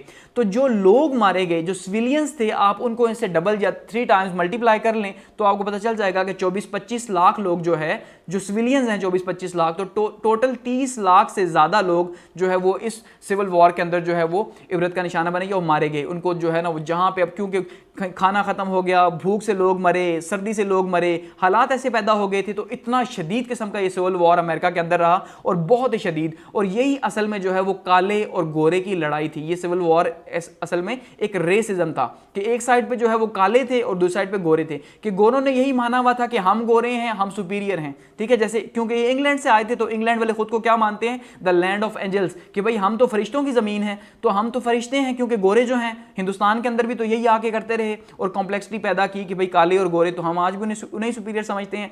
दूसरा जो है वो काले जो थे, तो उनको पीछे माना गया, तो उनको फिर उनके साथ इतना जुल्म किया गया। गो के खैर ये काले और गोरे का इम्तियाज़ जो है वो आज भी मौजूद है। आज भी आप देखिए अमेरिका के अंदर, तो आज भी ये इशू आपको कहीं ना कहीं नज़र आएगा कि वहाँ पे ये इशू काले और गोरे का मौजूद है। गो कोई कहते हैं कि ऐसा नहीं, रेसिज्म ख़त्म हो चुका, लेकिन कहीं ना कहीं फिर भी काले और गोरे का मौजूद है, ठीक है। तो ये एक इतनी शदीद किस्म की सिविल वॉर जो है वो चली अमेरिका के अंदर तकरीबन कोई 4 साल।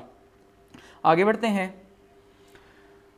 अब जो सबसे मेन रोल रहा, यानी कि वॉर अगर बात की जाए, जो जंग है, अगर हम कहें कि वो जंग जीते क्यों, तो एक तो हमने कहा था कि जो गुलाम है उन्होंने मालिकों को ही मारना स्टार्ट कर दिया, एक तो ये हुआ।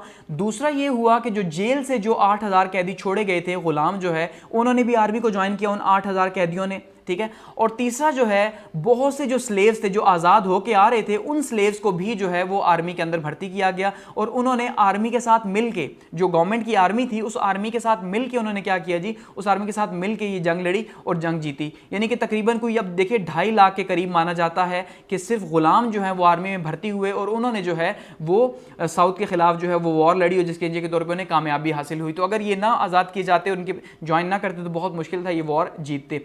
इसके बाद जो है वो तकरीबन 30,000 गुलामों को छोड़ भी दिया गया जो इनके पास मौजूद थे, बाकी तो आहिस्ता आहिस्ता ग्रेजुअली ही छूटे एकदम से, तो फिर भी ऐसा नहीं था कि इतना बड़ा रेवोल्यूशन आया और उन्हें छोड़ दिया गया। लेकिन ये हुआ कि वो इलाके जो साउथ के जहाँ पे गुलामी थी हर साइड पे ही थी, तो वहाँ पे जो है आर्मी जो है उसको छोड़ दिया गया कि भाई आर्मी वहाँ पे अब उनके सिविल राइट्स का ख्याल करेगी। अगर उनसे काम करवाते भी हैं तो एक तो तरीके से काम करवाएं और दूसरा उनके साथ ना जुल्म ना हो, नए गुलाम वहाँ पे जो है वो ना लाए जाएं। तो ये वॉर के बाद जो है वो हुआ। लेकिन इसके नतीजे के तौर पे क्या हुआ, जो सिविल वॉर हुई तो इतनी ज़्यादा, अगर सोच लें कि अगर 25-30 लाख लोग जो है वो इसके अंदर जो है वो मारे गए, तो फिर एक अंदाज़ा आप लगा लें कि इकोनॉमिक लॉस जो है वो माशी तौर पे कितना नुकसान हुआ होगा। तो माशी तौर पे शदीद किस्म का नुकसान हुआ, यानी अमेरिका आप मान लें कि जीरो पे चला गया बिल्कुल। वो जो इसने पिछले 100 साल में इतनी ज़्यादा प्रोग्रेस की थी, आहिस्ता आहिस्ता आहिस्ता ग्रोथ की थी, वो सारे का सारा जो है दोबारा से वापस आ गया, इतना ज़्यादा इसमें नुकसान हुआ। अब उसके बाद जो एरा स्टार्ट हुआ अमेरिका के अंदर, से कहा जाता है रिकंस्ट्रक्शन एरा ऑफ अमेरिका, यानी कि दोबारा से रिकंस्ट्रक्शन का एरा स्टार्ट हुआ, वहां पे बहाली का जो एरा है वो स्टार्ट हुआ। क्योंकि अब जैसे मैंने कहा कि जीरो पे चली गई स्टेट सारी की सारी, ठीक है, तो अब जीरो से इसका मतलब उसने ऊपर उठना था और जीरो से ऊपर उठ के आगे बढ़ना था। लेकिन अब इस दौरान क्या हुआ कि इसको कहा जाता है रेडिकल कंस्ट्रक्शन, रिकंस्ट्रक्शन। अब रेडिकल रिकंस्ट्रक्शन का मतलब ये है कि काले और गोरे जो हैं वो मिल के अब हुकूमत को आगे लेके जा रहे हैं, कि पहले भी लेके जा रहे थे खैर, लेकिन पहले काले जो है वो गुलामी में लेके जा रहे थे और गोरों का ही सारे का सारा रोल था। लेकिन अब क्या हो गया, अब काले और गोरे मिल के आगे मुल्क को लेके जा रहे हैं, गुलामी की जंजीरें खत्म हो चुकी, लोग आज़ाद हो चुके। फिर मैं कह रहा हूँ कि कंप्लीटली आज़ाद नहीं हुए, लेकिन फिर भी बहुत बड़े पैमाने पर आज़ाद हो गए। तो उससे क्या हुआ, बहुत बड़े पैमाने पर आज़ादी से, कि अब जो है वो मुल्क की तरक्की में उन्होंने किरदार अदा करना शुरू कर दिया, तो उसको रेडिकल रिकंस्ट्रक्शन का नाम दिया गया। और 3 इंपॉर्टेंट जो है वो रिकंस्ट्रक्शन की अमेंडमेंट्स पास की गई कि इस बहाली के लिए, इस पूरे के पूरे अमेरिका को दोबारा से आगे ले जाने के लिए जो है, यहाँ पे देखिए जी अब्राहम लिंकन साहब क्या कर रहे हैं कि बिल पास कर रहे हैं, ये जो 3 जो हैं उनमें से। तो अब क्या हुआ कि अब उनमें से एक जो है वो सबसे पहले पास हुई, जो कि इन्हीं के दौर के अंदर अब्राहम लिंकन के अंदर क्या हुआ कि भाई एबोल्यूशन कर देगी स्लेवरी की, यानी जो गुलामी थी इनके कॉन्स्टिट्यूशन के अंदर जो 13th अमेंडमेंट की गई अमेरिका के कॉन्स्टिट्यूशन के अंदर, उसके तहत गुलामी को ख़त्म कर दिया गया। तो ये सबसे बड़ा इवेंट अमेरिका की हिस्ट्री के अंदर आप इसे मान सकते हैं कि ये इंसानों को जो है इन्होंने इज्जत देना शुरू कर दी 13th अमेंडमेंट के बाद 1865 में, यानी कि 31 जनवरी 1865 को अमेरिका के अंदर प्रॉपरली जो है कॉन्स्टिट्यूशन के अंदर गुलामी खत्म हो गई। तो ये सबसे इंपॉर्टेंट एक जो है वो रिकंस्ट्रक्शन की अमेंडमेंट थी। दूसरी 14th अमेंडमेंट थी, जिसके अंदर जो है वो स्लेव्स को इक्वल राइट्स दिए गए। अब ये सबसे इंपॉर्टेंट था कि गुलामी खत्म तो हुई, लेकिन काले और गोरे का इम्तियाज तो वहीं पर है कि काले को वो हुकूक हासिल नहीं है जो गोरे को हैं, ऐसे ही है। तो अब इसी तरह फिर क्या हुआ कि ये जो 9 जुलाई 1868 को पास किया गया, तो इसके के तौर पे क्या हुआ कि जी सबके सबको जो स्लेव्स थे उन्हें भी बराबर के हुकूक दे दिए गए, बराबर का शहरी जो है वो मान लिया गया। और 15th अमेंडमेंट हुई, और वो क्या थी जी, स्लेव राइट टू वोट। और ये भी सबसे इंपॉर्टेंट थी कि अब इतनी बड़ी तादाद में अगर स्लेव्स यहाँ पे मौजूद हैं, अब गो कि वो स्लेव्स रहे नहीं थे, वो काले थे, इनको काले कहा जाए, तो जो ये काले लोग हैं, ठीक है, इनको जो है वो हक दे दिया गया कि भाई आप भी जो है वो 3 फरवरी 1870 को ये पास की गई, अब आप भी बिल वोट दे सकते हो। तो ये 3 बहुत इंपॉर्टेंट अमेंडमेंट्स अमेरिका के कॉन्स्टिट्यूशन के अंदर हैं कि पहले गुलामी खत्म की गई 1865 के अंदर, फिर 1868 के अंदर जो है उनको इक्वल का सिटीजन माना गया, और फिर 1870 के अंदर उनको वोट का हक भी दे दिया गया। गो कि इसके ऊपर बहुत बड़ा झगड़ा हुआ, खास करके एक ऑर्गेनाइजेशन बनी के नाम से, ठीक है, तो इसने काफ़ी ज़्यादा झगड़ा भी किया। क्या झगड़ा किया कि भाई काले और गोरे जो हैं ये किसी सूरत में बराबर हो नहीं सकते। तो जब काले और गोरे बराबर हो नहीं सकते, ठीक है, तो ऐसा कैसे हो सकता है कि वो उनको वोट का हक मिले, जिस शख्स को हम चुन रहे हैं उनको वो कैसे चुन सकते हैं। तो ये फिर भी बहुत से लेवल के ऊपर ये काम होता रहा, लेकिन हुकूमत की सतह पे इसको जो है वो अबॉलिश कर दिया गया। फिर क्या हुआ इसके बाद 1876 के जो है वो प्रेसिडेंशियल इलेक्शन हुए 1876 के, और इस 1876 का जो इलेक्शन था उसमें क्या हुआ कि उसमें अब थोड़ा सा पंगा हो गया। पंगा क्या हुआ कि उसमें फिर एक कंप्रोमाइज़ करना पड़ा, ठीक है, 1877 का कंप्रोमाइज़ से कहा गया, क्योंकि इलेक्शन एंड में हुए, अब इलेक्शन के 4 माह गुजर गए, लेकिन फिलहाल तक नया सदर नहीं बन सका। उसकी वजह ये थी कि 2 लोग थे जिनके बीच में फैसला होना था, ठीक है, एक साइड पे जेम्यूल जे टाइडन थे और दूसरी साइड पे रूथ फोर्ड थे। अब हुआ ये कि जो 3 स्टेट्स थी खास करके कैलिफोर्निया की, ल्यूजियाना की और साउथ कैरोलिना की, इन 3 स्टेट्स के अंदर जो इलेक्शन हुए थे वो इलेक्शन शक में चले गए। वहाँ की जो वोटिंग थी उसका कुछ इशू था और वहाँ पे अभी तक जो है वो ये इनके वोट्स को हतमी शक्ल नहीं दी गई थी कि भाई ये जो 3 स्टेट्स हैं इनमें जब तक काउंट ही नहीं हुए तो उसका मतलब ये अभी तक सदर तो बन नहीं सकता। तो फिर आखिर में जो है वो एक कमेटी बिठाई गई दोनों पार्टीज की तरफ से, डेमोक्रेट्स की तरफ से और रिपब्लिकन की तरफ से, ठीक है, क्योंकि जो सैमुअल थे ये डेमोक्रेट्स के थे, इनका ये कहना था कि ये जीत चुके हैं और फिलहाल तक की काउंटिंग के मुताबिक यही जीत रहे थे। लेकिन जो रूथफोर्ड थे इनका ये कहना था कि ये जीते हैं क्योंकि ये जो 3 स्टेट्स हैं इनके अगर वोट काउंट किए जाएं तो मैं जीतूंगा। और जब 1877 के अंदर जो है वो कमेटी बनी, उसके बाद इनके वोट्स को सामने लाया गया तो हकीकत में जो है वो रूथफोर्ड ही जीते थे। तो उसमें जो है फिर कुछ लोग ये मानते हैं कि रूथफोर्ड जीते, कुछ ये मानते हैं कि जो सैमुअल थे उन्होंने खुद ही जो है फिर वो पीछे हट गए और फिर एक कंप्रोमाइज़ हुआ 1877 का गवर्नमेंट के अंदर। तो उसमें क्या हुआ कि अब ये जो कंप्रोमाइज़ था, इस कंप्रोमाइज में क्या हुआ कि साउथ के जो लोग थे उनको दोबारा से सेल्फ रूल की इजाजत दे दी गई। अब यहां पे इस बात को जरा समझिएगा कि सेल्फ रूल की इजाजत का क्या मतलब है। देखिए सिविल वॉर से पहले की अगर बात करें कि सिविल वॉर से पहले क्या था कि अमेरिका नॉर्थ हो या साउथ हो, दोनों जो है वहां पे जो जो स्टेट्स मौजूद थी वो स्टेट्स अपने कॉन्स्टिट्यूशन बनाती थी, क्योंकि फेडरेशन है तो ऑब्वियसली फेडरेशन में सूबे जो हैं वो तो आज़ाद हैं, तो सूबे अपने लिए लॉज बना सकते हैं। लेकिन फिर ऐसा हुआ कि जब साउथ ने ये सारी की सारी सिविल वॉर की तो बहुत से लोग यानी कि बहुत से नॉर्थ के लोग खास करके मुखालिफ हो गए कि साउथ से वोटिंग का राइट भी छीन लेना चाहिए, इनके ऊपर मार्शल लॉ की तरह हुकूमत करनी चाहिए, इन्हें दबा के रखना चाहिए क्योंकि इन्होंने स्टेट के खिलाफ बगावत की और इतनी बड़ी तबाही अमेरिका के अंदर होगी। गो कि इब्राहिम लिंकन को माना जाता है एक बड़े दिल वाले थे, उन्होंने ऐसा नहीं किया और फिर भी साउथ को अपने साथ जोड़े ही रखा। तो ऐसे में क्या हुआ, लेकिन वहां पे साउथ में उन्होंने फौज छोड़े रखी कि फौज क्यों थी, निगरानी के लिए वहां पे, तो वो अपने लॉज वगैरह भी नहीं बना सकते थे। तो इस कंप्रोमाइज के थ्रू क्या हुआ 1877 के अंदर कि दोबारा से जो है वो साउथ को सेल्फ रूल की इजाजत दे दी गई, वहां से फौज जो है उसको वापस बुला लिया गया और उनके जो पुराने हुकूक थे उनको बहाल किया गया और किसी शक्ल में हल्की फुल्की शक्ल ही थी जो गुलामी थी उसको वहां पे इजाजत दी गई। इजाजत क्या दी गई, यानी कि अब जाहिर बात है जब फौज वहां से वापस आई तो जो कुछ गुलाम मौजूद थे तो वो गुलाम उनसे तो उन्होंने काम लेना था, तो वो जो है एक कंप्रोमाइज हो गया साउथ के ऊपर कि साउथ वालों ने कंप्रोमाइज इसलिए किया कि भाई अगर आप हमारी ये डिमांड्स पूरे करोगे तो ठीक है जी, हम आपको नॉर्थ वालों नॉर्थ का जो सदर है उसको भी मान लेंगे। तो ये किस्म का कंप्रोमाइज हुआ। इसके बाद एक इदारा बनाया गया फीडमैन के नाम से, फीडमैन ब्यूरो जो है, ये फीडमैन ब्यूरो क्या है जी कि फ्री मैन क्या, इसको फीडमैन कहा गया कि ये एक आर्मी का इदारा था और इसके अंडर जितने भी स्लेव्स थे जो आज़ाद हुए थे उन सारे के सारे गुलामों को जो है वो इनके अंडर रख दिया गया कि अब ये जो इदारा है ये सारे का सारा कंट्रोल करेगा अमेरिका में गुलामों को कि भाई उनके साथ जुल्म दोबारा से तो नहीं हो रहा, दोबारा से उन्हें स्लेवरी के ऊपर मजबूर तो नहीं किया जा रहा इस तरह से, ठीक है, स्लेवरी के कंट्रोल के ऊपर। और इस तरह से जो है फिर ये रिकंस्ट्रक्शन का एरा भी 1877 के अंदर, उस टाइम पे जिस टाइम पे ये कॉम्प्रोमाइज़ हुआ 1877 का, तो जो रिकंस्ट्रक्शन का एरा था वो भी यहाँ पे ख़त्म हो गया। तो अब अमेरिका जो है वो आगे बढ़ना स्टार्ट होगा। आगे बढ़ते हैं। अच्छा, अब बात करते हैं जी कि स्लेव्स जो हैं, जो गुलाम हैं, वो हुकूमत का हिस्सा बन गए। जो गुलाम थे, अब जाहिर बात है क्योंकि अब रिकंस्ट्रक्शन के दौर में तो सारी की सारी रेडिकल रिकंस्ट्रक्शन थी, तो इसका मतलब ये है कि अब उनको भी जो है वो वोट का हक भी मिला, तो उनमें से नुमाइंदे जो है वो मुंतखब होकर आना स्टार्ट हो गए कांग्रेस के अंदर, ठीक है। तो कांग्रेस में कालों के नुमाइंदे भी एक आध दो जो है वो आ जाते, लेकिन इसी दौरान जैसे मैंने कहा कि गोरों के हकूक़ के लिए कुछ जो है वो तंजीमें बन गई कि उनमें से एक के ऑर्गेनाइजेशन भी थी। ये ऑर्गेनाइजेशन सिर्फ और सिर्फ गोरों के जो राइट्स हैं उनको प्रोटेक्ट करने के लिए आई थी। हालांकि देखा जाए तो सारे के सारे राइट्स थे ही गोरों के, राइट्स का तो इशू गुलामों का था, कालों का था, लेकिन फिर भी ये आई। तो यहाँ पे ये सामने एक पिक्चर आप देखिए, इसमें दिखाया जा रहा है कि ये के वाले गोरे हैं और दूसरी साइड पे इनका जो कंप्रोमाइज़ हो रहा है कालों के साथ कि एक साइड से ये दोस्ती का हाथ बढ़ा रहे हैं, दोस्ती कर रहे हैं, लेकिन दूसरी साइड पे जो है ये गुलामों के ऊपर ये इन्होंने, ये देखिए यहाँ पे कुल्हाड़ी पकड़ी हुई है, ये छुरा सा पकड़ा हुआ है और इस छुरे से जो है गुलामों के ऊपर अटैक किया जा रहा है। यानी कि गोरे अभी भी एक साइड से ऊपर से दिखा रहे हैं कि भाई हमने कंप्रोमाइज़ कर लिया, लेकिन दूसरी साइड पर क्या हो रहा है कि वहाँ पर जो गुलाम हैं उन गुलामों के ऊपर तशद्दुद कर रहे हैं और इन जुल्म का निशाना बनाया जा रहा है। और ये कई सालों तक अगले चलता रहा है, ऐसे ही उनके ऊपर जुल्म इसी तरह से होता रहा, ठीक है। एक बहुत ज़बरदस्त किस्म की मूवी है 12 Years a Slave, जो अवार्ड विनिंग मूवी भी है। आप अगर वो देखें गुलामों के ऊपर तो आपको नजर आएगा किस तरह की गुलामी वहाँ पे उस टाइम पे रखी गई। खैर इसके बाद क्या हुआ कि ये एक काला दौर, स्याह दौर जिसे कहा जाए अमेरिका के दौर का गुजरा, अमेरिका की हिस्ट्री का।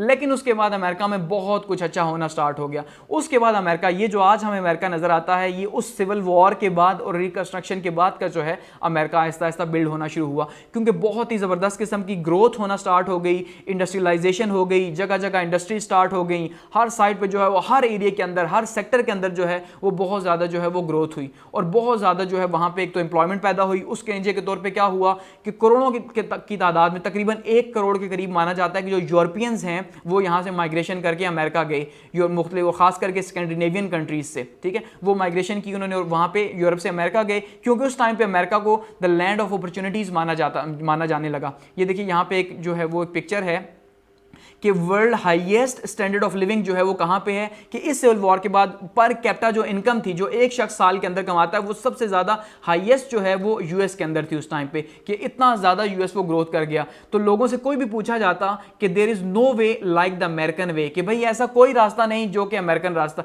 से बेहतर हो। तो हर ये पूरी की पूरी एक लाइन जो बनी हुई है, ये माइग्रेंट्स की लाइन बनी हुई है एक्चुअली में, जो मुख्तलिफ तरह के हैं, जो कि अमेरिका जो है वो आने के लिए लाइनों में खड़े हुए हैं और ये अमेरिका जो है यहाँ पे आएंगे। तो अमेरिका पहुंचे और बहुत बड़ी तादाद में आके इन्होंने वहां पे तरक्की की, उन्होंने आके अमेरिका को तरक्की दी। तो ये बहुत शानदार किस्म का अमेरिका का जो है वो दौर गुजरा। वैगन ट्रेल्स जो है इसके बाद स्टार्ट हो गई, ट्रेन जो है स्टार्ट हो गई, रेल रोड स्टार्ट हो गई, और ये एक बहुत बड़ा जो है वो माना जाता है एक दौर, क्योंकि ये दौर इन्वेंशंस का भी एक्चुअली में दौर था। इसी दौरान जो है वो थॉमस एडिसन ने बल्ब जो है वो इन्वेंट कर लिया, इलेक्ट्रिसिटी आ गई। अब वो जो मशीनें 10-10, 20-20, 30-30 लोग जो है वो मशीनें चलाया करते थे, तो अब वो मशीनें जो है वो बिजली के एक बटन से चलना स्टार्ट हो गई। तो इसका मतलब रेवोल्यूशन आ गया पूरे का पूरा।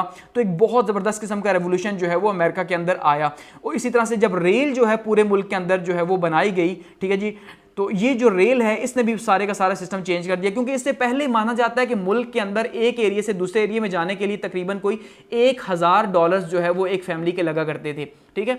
तो ये ट्रांस कॉन्टिनेंटल जो रेल बनाई गई थी, ये पूरे के पूरे मुल्क के अंदर इसका जाल बिछा दिया गया कि जहां जहां पे अमेरिका की बाउंड्रीज थी वहां वहां तक इसे लेके चले गए। तो उसके नतीजे के तौर पे क्या हुआ कि पूरी की पूरी फैमिली की जो कॉस्ट आती वो $150 आती। अब कहां पे $1000 और कहां पे $150, सिर्फ और सिर्फ किस वजह से कि अब सबके सब फायदा ये हुआ कि अब रेल बन गई। अब जाहिर बात है गाड़ियां तो उस जमाने में थी नहीं, 18th सेंचुरी के 19th सेंचुरी के एंड पे, तो गाड़ियां तो उस टाइम पे नई नई बनना स्टार्ट हुई थी। ये साइकिलों की तरह की गाड़ियां जो है पहिए वाली बनना स्टार्ट हुई थी, तो मोटर गाड़ियां अभी तक फिलहाल बनी थी नहीं। तो ये जो ट्रेन बनी थी, ठीक है, कोयले के इंजन वाली, तो ये बहुत ज्यादा बड़ी इन्वेंशन थी और लोग इससे बहुत ज्यादा फैसिलिटेट हुए, खास करके अगर माना जाए इंडस्ट्रीज के लिए, ठीक है, एग्रीकल्चर के लिए, क्योंकि इसका सबसे ज्यादा जो रोल था वो रोल था जी लोडिंग के लिए, कि जो एक इलाके से, लेट सपोज अगर एक कोने में जो है वो एक ज़राअत हो रही है और वहाँ पे कॉटन की प्रोडक्शन हो रही है, तो वहाँ से कॉटन को अब कौन उठा के जो है वो समंदर तक लेके आएगा, ठीक है, और समंदर के इलाके में आके यहाँ से अटलांटिक ओशन से वो ट्रेड करेगा ब्रिटिशर्स के साथ। तो एक बहुत लंबा सफ़र है ज़मीन का खास करके। लेकिन जब रेलगाड़ी बन गई तो इसका मतलब यहाँ से इन्होंने प्रोडक्शन की, यहाँ पे रेलगाड़ी पे आके इन्होंने जो है वो जी आके यहाँ पे अपलोड किया, ठीक है, मालगाड़ी जिसे कहा जाता है। तो उस मालगाड़ी के ऊपर मालगाड़ी के ऊपर अब किया और उसके बाद यहाँ से ये यहाँ पहुँची। तो इसका मतलब क्या है कि ये तो बहुत आसानी हो गई। तो इससे जो है एक बहुत बड़ा जो है इकनॉमिक बूम आया अमेरिका के अंदर। तो ये इकनॉमिक बूम का ज़माना था, इसमें बड़े बड़े लोग जो है यहाँ पे आए। इसी दौरान जो है वो इंडियन वॉर्स भी हुई और इंडियन वॉर्स में टोटल अगर माना जाए तो 19,000 के करीब जो है वो अमेरिकन यानी गोरे इसमें मारे गए और 30,000 के करीब जो है वो कालों की डेथ हुई। यानी कि फिर भी इनकी तादाद ज़्यादा है, क्योंकि बेचारे वो तो मस्कीन लोग थे, क्योंकि उनको जहाँ जहाँ ये जाते वहाँ से निकालते जाते। अब वो बेचारे जाएँ तो जाएँ कहाँ, कि पहले उन्हें शिफ्ट किया फिर शिफ्ट किया, अब वो कहाँ जा रहे हैं। तो इसका मतलब अब उनके साथ लड़ाइयाँ जंगें हो रही हैं। जब उनकी ज़मीन से जो है वो रेलवे गुजारने की कोशिश की जा रही है, ये सड़कें गुजारेंगे, तो जाहिर बात है उन्हें एतराज़ होगा, क्योंकि उनका लाइफ स्टाइल कुछ और है। तो ऐसे में वॉर्स हो रही हैं, उनके वॉर्स के नतीजे के तौर पे जो है वो क्या हो रहा है, इतनी बड़ी डेथ्स भी हो रही हैं। तो फिलहाल वो वॉर्स लगी हुई हैं। और इसके अलावा जो लोकल स्मॉल स्केल वॉर्स थी वो भी इसी तरह से जो है वो बॉर्डर डिस्प्यूट्स वगैरह लगी हुई हैं इसी एरा के दौरान। लेकिन इस एरा को नॉर्मली माना जाता है कि ये गोल्डन एज ऑफ अमेरिका है, कि ये अमेरिका की जो गोल्डन एज का एक दौर स्टार्ट हुआ, ठीक है, 1870 के बाद जो रिकंस्ट्रक्शन का दौर था, या खास करके 1880 के बाद, ठीक है। तो ये काफ़ी ज़्यादा जो है इसने ग्रोथ की। अगले 10 से 15 साल जो है ये बहुत ही ज़बरदस्त किस्म के रहे अमेरिका के लिए। और एक ड्रामेटिक किस्म की इंक्रीज जो है वो अमेरिका की वेल्थ के अंदर देखने को मिली। इसी दौरान जो है वो सिविल सर्विस एक्ट भी पास किया गया, जिसमें पहली बार जो है वो मेरिट को इंट्रोड्यूस करवाया गया, या इम्तिहान के थ्रू जो है अब कोई भी बंदा जो है वो सिविल सर्वेंट बन सकेगा, क्योंकि इससे पहले बहुत बड़ी करप्शन थी। तो करप्शन को दूर करने के लिए ये पास किया गया। गो कि इसके ऊपर जो है वो मुखालफिन खफा भी हुए, क्योंकि वो अपने लोगों को हायर करवाते थे, लेकिन अब जब यहाँ पे एग्जाम के थ्रू जो है इनको आगे लेके जाया गया तो फिर ये प्रॉब्लम जो है वो खत्म हो गया, लेकिन आहिस्ता आहिस्ता फिर ग्रोथ जो है वो स्टार्ट होगी।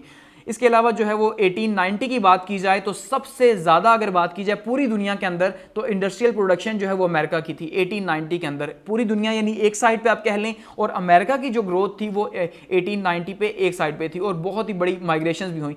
1880 से लेके 1912 तक जो है वो अमेरिका, यूरोप की बहुत बड़ी माइग्रेशन जो है वो अमेरिका में हुई, जिसमें मैंने कहा कि तकरीबन 1 लाख के करीब लोग आए। अब वो जो लोग आए, एक तो वो अपना सब कुछ वहां से बेच के आए, जरा बात को समझिएगा, तो इसका मतलब वो बहुत सा पैसा लेके आए, पैसे बहुत लेके आए। तो वो जो पैसे थे उन्होंने आके यहां पे अमेरिका के अंदर इन्वेस्ट किए। कुछ ऐसे लोग आए जो बिल्कुल कंगाल आए, लेकिन उन्होंने यहां पे आके काम किया, मेहनत की, क्योंकि लैंड ऑफ अपॉर्चुनिटीज अमेरिका को उस टाइम पे माना जाता था कि अगर आप $5 लेके आए हैं तो उससे $5 लाख जो है वो आप अमेरिका में कमा सकते हैं, ये माना जाता था। ठीक है, इवन अभी भी जो है वो एक प्रोस्पेक्ट चल रहा है कि भाई अमेरिका जाए, अब तो खैर खत्म हो रहा है, लेकिन ये फिर भी एक जो है ना अमेरिका देख ले सुपर पावर है। तो उसमें स्किल्ड वर्कर बहुत ज़्यादा आए। अब ये जो स्किल्ड वर्कर्स आए इन्होंने बहुत फ़ायदा दिया, क्योंकि स्किल्ड वर्कर्स आने की वजह से ये हुआ कि वहाँ पे हर शोबे के अंदर जो है वहाँ पे काम होना स्टार्ट हो गया। और जब हर शोबे के अंदर काम होना स्टार्ट हुआ तो वहाँ पे क्या हुआ कि ज़ाहिरी बात है इकॉनमी ने बूम किया। इसी दौरान दो बहुत बड़े नाम, एक है एंड्रू कार्नेगी का नाम और दूसरा है डी रॉकेटफिलर का नाम। ये बहुत बड़े बड़े नाम हैं। इन लोगों ने जो है यहाँ पे आके एक स्टील टाइकॉन बना। ये जो आपको सामने पिक्चर दिखाई दे रही है ये एंड्रू कार्नेगी की है। ये वही एंड्रू कार्नेगी है जिन्होंने एक रिसाला जो है वो छापा था, गॉस्पेल ऑफ वेल्थ। ठीक है, ये बहुत ज़बरदस्त किस्म की एक बुक है, आप इसे ज़रूर पढ़िए अगर आपको पैसे कमाने का शौक है, तो जिसमें सीक्रेट बताएंगे। इसके अलावा इन्हीं के कहने पे नेपोलियन हिल ने जो है वो बुक पूरी की पूरी 25 साल की रिसर्च के बाद जो है वो लिखी थी, थिंक एंड ग्रो रिच। और वो भी जो है दुनिया की नंबर 1 बेस्ट सेलर बुक मानी जाती है कि भाई किस तरह से सिर्फ सोच के बगैर पैसे के अमीर कैसे हुआ जाए, कि वो लोग जो अमेरिका आए तो उनके पास कुछ नहीं था, वो कैसे अमीर हुए। तो ये पूरे का पूरा उसके अंदर प्रिंसिपल्स बताए गए हैं कि बगैर जो है ना, तो ये बहुत शानदार किस्म की बुक, आप इसे स्टडी कर सकते हैं। और अगर आप कहेंगे कमेंट सेक्शन मेंशन करेंगे तो मैं इसके ऊपर भी जो है वो वीडियो बना दूंगा। इस तरह से रॉकेटफिलर जो हैं ये इन्होंने ऑयल की प्रोडक्शन स्टार्ट की और ऑयल की माइनिंग जो है वो स्टार्ट कर दी। तो दोनों ही बहुत बड़े बड़े नाम हैं और ये दो एरा जो है वो अमेरिका में बहुत ज़बरदस्त किस्म की ग्रोथ का एरा रहा। आगे बढ़ते हैं और बात करते हैं जी लेबर डे के हवाले से कि अब जैसे जैसे इंडस्ट्री आगे बढ़ती जा रही है, अब देखिए जब इंडस्ट्री आगे बढ़ती जा रही है तो इसका मतलब ये है कि वहाँ पे जो वर्कर्स हैं वो भी आगे बढ़ते जा रहे हैं। तो एक मिडिल एजेस का एक टाइम था जिस टाइम पे माना जाता था कि यूरोप के अंदर खास करके जिस टाइम पे इंडस्ट्रियल रेवोल्यूशन यूरोप के अंदर आया था, ठीक है, वो हम यूरोपियन हिस्ट्री में इंशाल्लाह डिस्कस भी करेंगे। लेकिन जब वहाँ पे आए तो वहाँ पे भी ये प्रॉब्लम था कि वर्कर्स से 18 से 20 घंटे जो है वो काम करवाया जाता। इवन मिडिल एजेस के अंदर यूरोप की आबादी बहुत ज़्यादा कम हो गई थी। वो किस वजह से कि दिन के टाइम पे जो है वो बीवी काम पे जाती और रात के टाइम पे जो है वो शोहर काम पे जाता, क्योंकि शिफ्ट हुआ करती थी मॉर्निंग और नाइट की। तो ऐसे में इन्हें टाइम ही नहीं मिलता था कि बीवी बच्चे को पैदा किए जाएं या कोई इस तरह का सोच रखी जाए। तो ऐसे में क्या हुआ कि वो इनकी जो आबादी की ग्रोथ थी वो भी, और दूसरा इनके हालात भी इतने ज़्यादा ख़राब थे कि वो बहुत ज़्यादा जो है ना फिर ख़राब हो गए। तो ये, और इवन बच्चे जो थे, छोटे बच्चे, वो भी जो है उनकी स्टोरी बताई जाती है कि वो सुबह 4:40 पे या 4:30 पे जागा करते यूरोप की ठंड में, शदीद किस्म की ठंड में, और वो जो है वो रात को वापस आते। तो ऐसे कि महीनों महीनों जो है वो बीवी अपने शोहर को नहीं, इसी तरह से अपने बच्चों को नहीं देख सकते थे, मिल नहीं सकते थे। तो इतना ज़्यादा वर्कर के साथ यूरोप के अंदर जुल्म हुआ रेवोल्यूशन के दौरान। अब यही रेवोल्यूशन अमेरिका में आया तो यहाँ पे भी ऐसा ही था। इंडस्ट्रियलिस्ट पैसे तो देते थे लेकिन एक तो कोई छुट्टी नहीं थी, हफ्ते में पूरे के पूरा 7 दिन काम करने पड़ते बगैर किसी छुट्टी के, ठीक है, और ना कोई एक्स्ट्रा बोनस था। जितनी सैलरी थी, यानी अगर $10,000 है तो $10,000 ही है, और बाकी जितना प्रॉफिट है वो सारे का सारा प्रॉफिट जो है वो मालिक खा रहे हैं और सारे का सारा उसी कब्जे में जा रहा है। तो ऐसे में लेबर्स ने जो है वो स्ट्राइक की, और एक बैंक के लेबर थे, उस बैंक के लेबर ने जो है स्ट्राइक की, और उसके ऊपर उनके ऊपर इल्ज़ाम लगा। 4 लोग थे, उन चारों के ऊपर इल्ज़ाम ये लगा कि इन्होंने बम जो है वो ब्लास्ट किया है, और बम ब्लास्ट के के तौर पे जो है वो 4 लोगों को जो है फांसी दे दी। उन्हीं की याद में जो है 1 मई 1886 को जो है वहाँ पे ये लेबर डे हुआ। तो ये आज तक लेबर डे की छुट्टी मनाई जाती है। यहाँ पे ये इस पिक्चर में डिपिक्ट किया गया कि 4 लोगों को एग्जीक्यूट किया गया इसके ऊपर कि भाई उन्होंने जो है वो धमाका किया, बम धमाका किया। लेकिन एक्चुअली बम धमाका नहीं किया, बल्कि उन्होंने अपनी डिमांड्स जो है वो सामने रखी थी। और डिमांड्स में क्या था कि एक तो 8 घंटे की शिफ्ट हो, क्योंकि 16 घंटे की शिफ्ट थी, और दूसरा जो है वो एटलीस्ट जो है वो छुट्टी दी जाए, हफ्ते में एक आध छुट्टी होनी चाहिए, लेकिन गो कि उसके बाद जो है वो आहिस्ता आहिस्ता पर ये चीज़ें सामने आई और इनको किसी न किसी सूरत में, बहुत ज़्यादा तो नहीं लेकिन आहिस्ता आहिस्ता इनको जो है वो माना भी जाने लगा। तो वर्कर्स के राइट कोई नहीं थे, बिल्कुल वैसे ही जैसे गुलाम थे, तो ये मॉडर्न इंडस्ट्रीज़ के गुलाम थे। लेकिन फिर आहिस्ता आहिस्ता जब वर्कर यूनियंस बनी, ठीक है, तो उन वर्कर यूनियंस ने आगे जाके फिर ये प्रॉब्लम सॉल्व किए। इसके बाद जो है जी फिर क्या हुआ कि ग्रोवर क्लेवरलैंड जो है वो फर्स्ट टर्म के लिए जो है वो सदर मुंतखब हुए 1885 से लेके 1887 तक, और इनकी जो सेकंड टर्म थी वो हुई जी 1893 से लेके 1897 तक ये दोबारा वापस आए।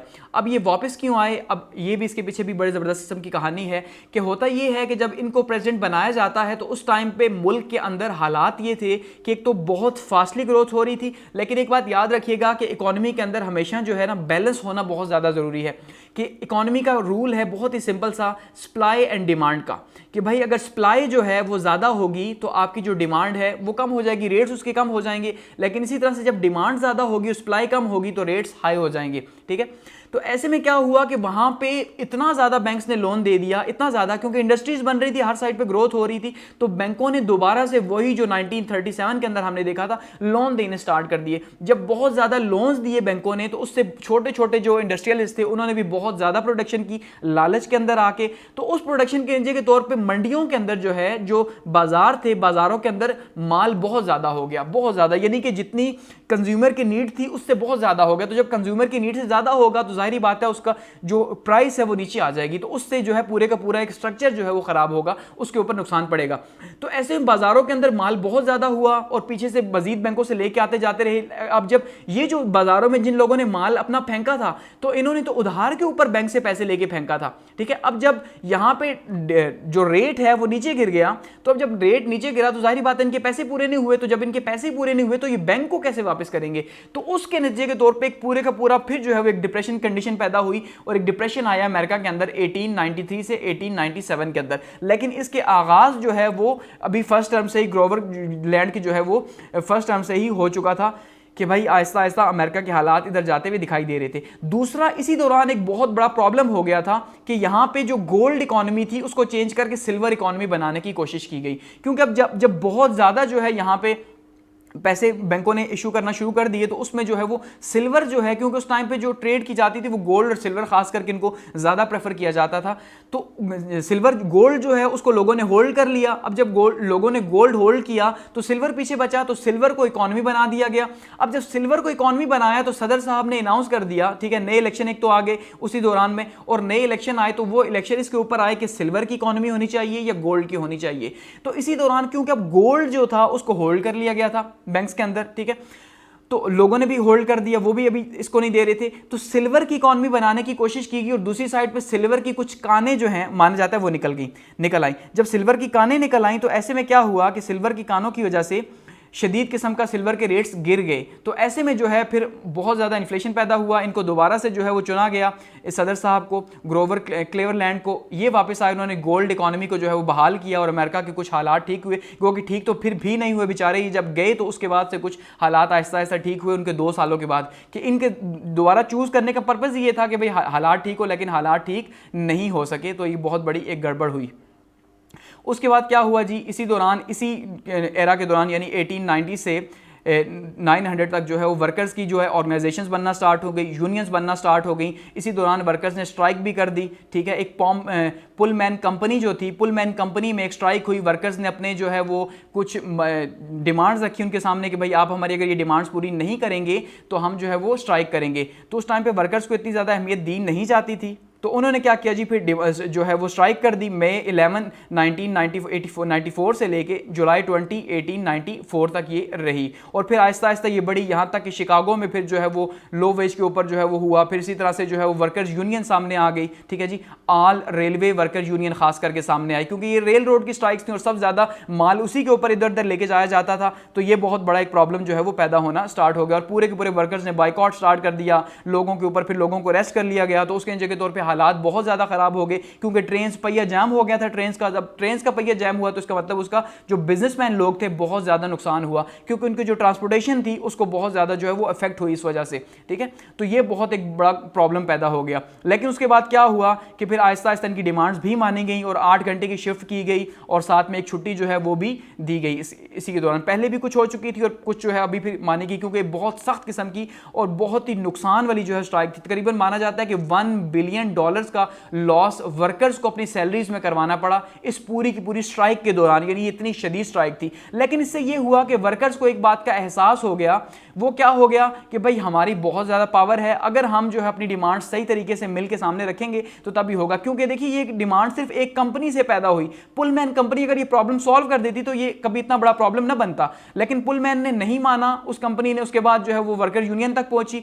ठीक है, जब वर्कर यूनियन यानी ARU तक पहुंची, रेलवे के वर्कर्स ने हड़ताल कर दी, एक एरिया में, दूसरे एरिया में, तीसरे में, करते करते पूरे मुल्क के अंदर फैली और पूरे मुल्क में पहिया जाम हो गया।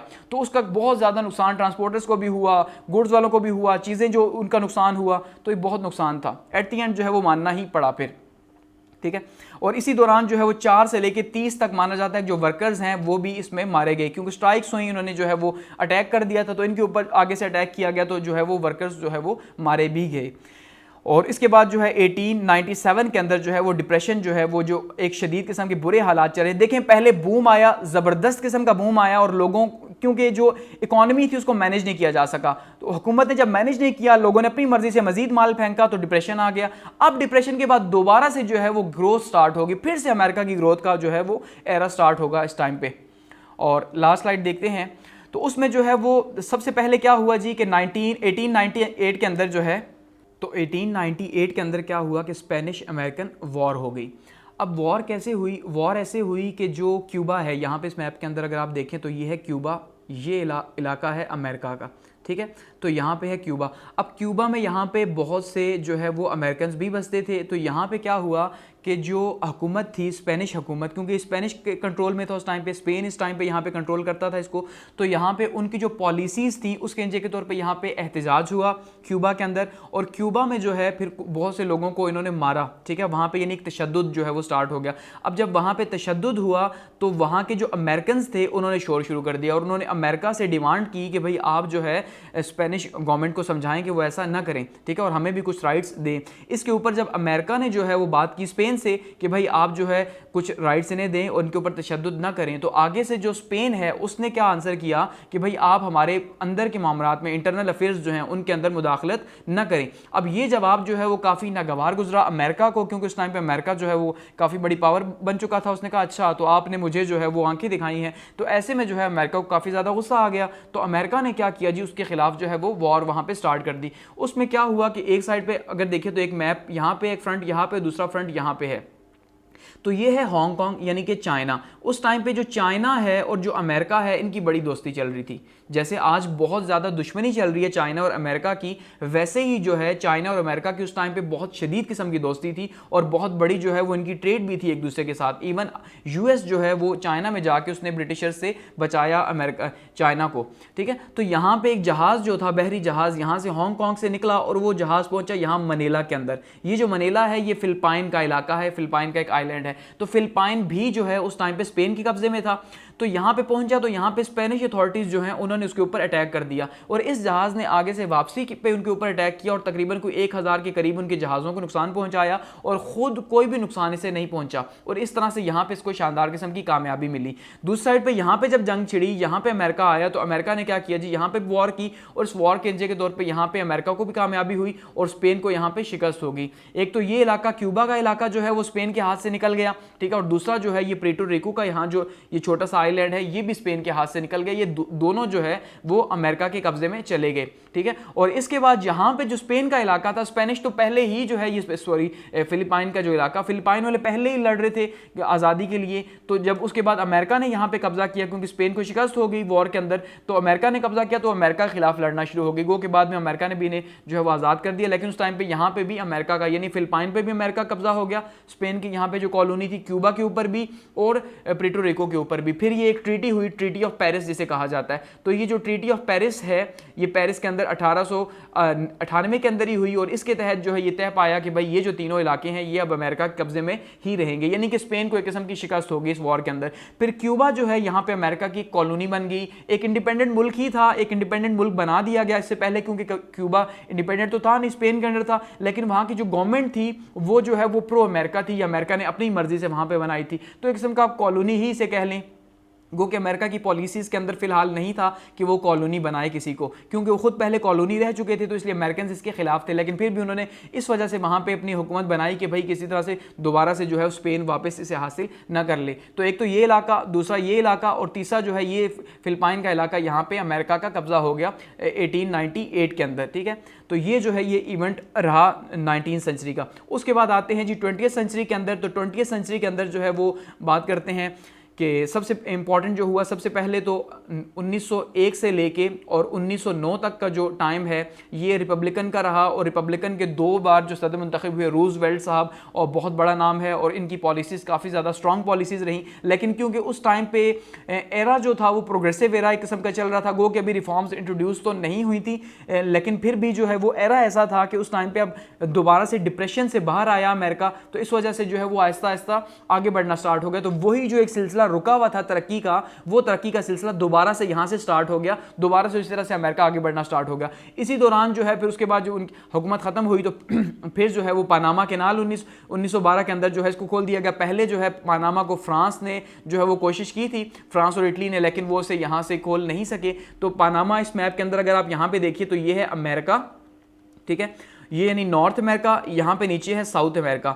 तो अब अगर अमेरिका को यहाँ से न्यूयॉर्क से अगर कोई चीज़ जो है वो समंदर से, क्योंकि जो जितनी बड़ी बड़ी ट्रांसपोर्टेशन है वो तो बहरी जहाज़ों में होती थी और अब भी बहरी जहाज़ों में होती है, तो वो बहरी जहाज़ यहाँ से भेजेगा अपने ही दूसरे कोने के लिए। जैसे यहाँ पे सैन फ्रांसिस्को है, बिल्कुल दूसरे कोने पर है, क्योंकि ये अटलांटिक ओशन है और यहाँ पर ये पैसिफिक ओशन है, तो इसका मतलब 2 बिल्कुल अपोजिट साइडें हैं, तो बीच में से इतना ज़्यादा जो है वो ज़मीन के थ्रू तो सामान भेजा नहीं जा सकता। तो अब क्या होगा कि यहाँ से वो बहरी जहाज़ चलेगा और पूरे के पूरे जो है वो साउथ अमेरिका का चक्कर काट के यहाँ चिली से होता हुआ, ठीक है, और उसके बाद जो है पीरू से होके यहाँ पे बाहर से यहाँ पहुंचेगा। तो ये एक बहुत बड़ा जो है वो डिस्टेंस से यहाँ पे कवर करना पड़ेगा। लेकिन अगर यहाँ पे पानामा का जो इलाका है, जो आजकल तो हम खैर वैसे ही जानते हैं पानामा लीक्स की वजह से, तो ये पानामा का जो इलाका है अगर यहाँ से कैनाल जो है वो निकाल दी जाए, ठीक है, तो उससे क्या होगा कि यहाँ से ये निकलेगा अमेरिका और यहाँ से जो इस साइड पे आ सकेगा, एक तो वेस्ट की साइड पे ये ट्रेड कर सकेगा, गो कि ये वेस्ट नहीं इसकी साइड, क्योंकि दुनिया गोल है, तो उसकी उस साइड पे जो है वो दोबारा से ईस्ट ही आ जाता है, खास के फिलिपाइन का या हवाई के जो जजीरे हैं, ठीक है, हवाई का सॉरी जो जजीरा है, तो वो हवाई का जजीरा हो गया, वहाँ पे जापान पीछे आ गया इस साइड पे, तो जापान जो है ये उस तक जापान तक अपनी ट्रेड को लेके जा सकेगा। तो इसका पर्पस भी यही था कि अगर यहाँ से पानामा कैनाल बना दी जाए तो जापान एक नई मंडी मिलेगा और वहाँ पे जाके हमारी जो ट्रेड है वो इंक्रीज होगी। इसी तरह से जो बैक साइड के जो और बहुत से कंट्रीज है वहाँ पे पहुँचना बहुत आसान हो जाएगा हमारे लिए, वरना इतना लंबा जो चक्कर है इससे कॉस्ट डबल ट्रिपल हो जाएगी। तो ऐसे में जो है वो फिर 1912 के अंदर इसका इफ्तिताह किया गया और अमेरिका इसमें भी कामयाब रहा, ठीक है, ये एक बहुत इंपॉर्टेंट इवेंट हुआ और इससे जो ट्रेड है सॉरी वो बहुत ज़्यादा इंक्रीज होना स्टार्ट हो गई। फिर क्या हुआ, प्रोग्रेसिव एरा रिफॉर्म्स जो है वो इंट्रोड्यूस आखिर करवाई दी गई, जिसका इतने टाइम से जिक्र हो रहा था कि भाई अब ये रिफॉर्म्स होनी चाहिए, कि अब जो है वो ये, क्योंकि एक फिलोसफेटिकल ये बहस थी कि प्रोग्रेसिव एरा रिफॉर्म्स हैं हर एक के लिए, खास करके सोशल हैं, वो इकोनॉमिक हैं, कल्चरल रिफॉर्म्स हैं, वो हर तरह की रिफॉर्म्स हैं कि अब मुल्क को आगे बढ़ना चाहिए, लेकिन आगे तभी बढ़ेगा जब रिफॉर्म्स होंगी और रिफॉर्म्स ऐसी होंगी जो सबके लिए एक जैसी होंगी। अब इसमें कोई छोटा बड़ा कोई अमीर गरीब नहीं, बल्कि सबके लिए एक जैसी रिफॉर्म्स लेके आए, तो वो रिफॉर्म्स फिर यहाँ पे आई, उन रिफॉर्म्स को जो है वो इंट्रोड्यूस करवाया गया और उसके बाद जो है ये रिफॉर्म्स जो है वो आगे बढ़ी। और वुडरो विल्सन साहब इस टाइम पे जो है वो अमेरिका के इस टाइम पे सदर थे और तकरीबन वर्ल्ड वॉर फर्स्ट के बाद तक यानी 1919 तक यही जो है वो यहाँ पे फिर प्रेसिडेंट रहे।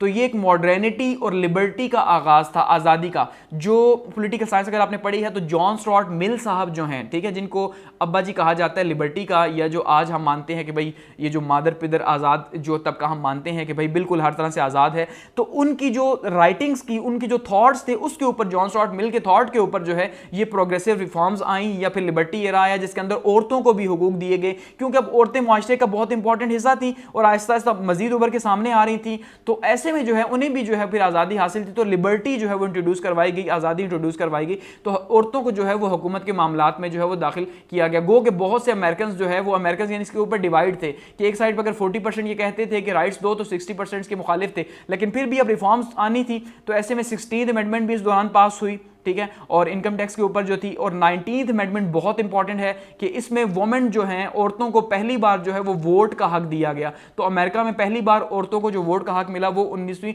जो अमेंडमेंट है उसके तहत जो है वो मिला।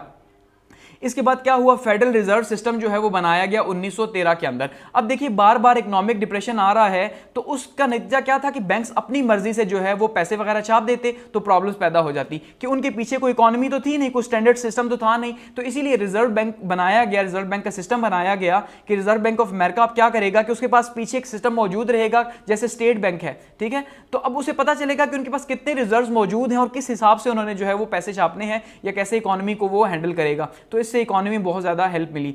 जो फेमिनिज्म है या फेमिनिस्ट मूवमेंट्स हैं वो भी इस टाइम पे आहिस्ता आहिस्ता बढ़ना स्टार्ट हो गई, क्योंकि अभी वो प्रॉपर मूवमेंट्स तो नहीं आई, लेकिन फिर भी जैसे मैंने कहा वेव अगर कहा जाए तो पहली वेव 1848 पे आई थी कि जिस टाइम पे बात की गई थी या औरतों ने बात की थी अपने हुकूक की। उसके बाद 1912 के बाद से फिर जो है दोबारा से औरतें जो है प्रोग्रेसिव रिफॉर्म्स के तहत सामने आई कि भाई अब हमें दोबारा से जो है वो आज़ादी दी जाए हर मामले में, यानी जो जहाँ पे मर्द है वहाँ पे औरत को भी उसके बराबर किया जाए। ऐसा नहीं हो सकता कि आप हमारे साथ जो है वो दूसरे दर्जे के शहरी का सलूक करें या गुलामों जैसा सलूक करें, क्योंकि औरत और गुलाम के एक जैसे ही राइट थे अमेरिका के अंदर। इक्वालिटी की यानी सबसे बड़ी जो डिमांड थी वो उनकी थी कि भाई हमें बराबरी दी जाए। तो खास करके इसमें जो इशू बना वो ब्लैक वुमेन्स का बना कि ब्लैक वुमेन्स जो थी उनको फिलहाल अभी तक वोट का हक नहीं दिया गया था, क्योंकि ब्लैक लोगों को मुश्किल से दिया गया तो औरतों को कहां से दिया जाता। खैर इसके ऊपर भी फिर जो है बाद में इन्हें भी इजाजत दे दी गई क्योंकि अब लिबरलिज्म आया तो जाहिर बात है फिर सब बराबर है, तो उसमें काले क्या गोरे क्या फिर औरतें क्या, तो उनको भी जो है फिर वो दिया गया, इजाजत दी गई कि भाई आप भी जो है अब वोट में हिस्सा ले सकती हैं। तो ये फास्टेस्ट ग्रोइंग इकोनॉमी का टाइम था अमेरिका की, और ये भी जो है इकोनॉमिक डिप्रेशन जो 1893 का आया था उससे पहले जो इकोनॉमी जैसे बूम कर रही थी और जैसे इतना ज्यादा माइग्रेशन हुई, तो ये दूसरा दौर दोबारा से आ गया बहुत ज्यादा ग्रोथ का और बहुत ज्यादा तरक्की का, जो कि वर्ल्ड की फर्स्ट वर्ल्ड वन तक जो है चला। ठीक है, अब जब हम आगे बढ़ेंगे तो उसमें हम देखेंगे कि फर्स्ट वर्ल्ड वॉर में क्या रोल रहा, ठीक है, सेकंड में क्या रोल रहा, फिर से आगे से कोल्ड वॉर आ जाएगी तो उसको हम फिर जो है वो डिटेल से डिस्कस करते चले जाएंगे। तो ये हमारा जो है यहाँ पे दूसरा लेक्चर भी अमेरिकन हिस्ट्री का एंड होता है। तो फीडबैक के लिए जैसे हर बार आपको कहता हूँ कि कमेंट सेक्शन मौजूद है, आप वहाँ अपना फीडबैक ज़रूर दें, अच्छा हो या बुरा हो, ताकि जो है वो मज़ीद से इंप्रूव किया जा सके। और at the end thanks for watching.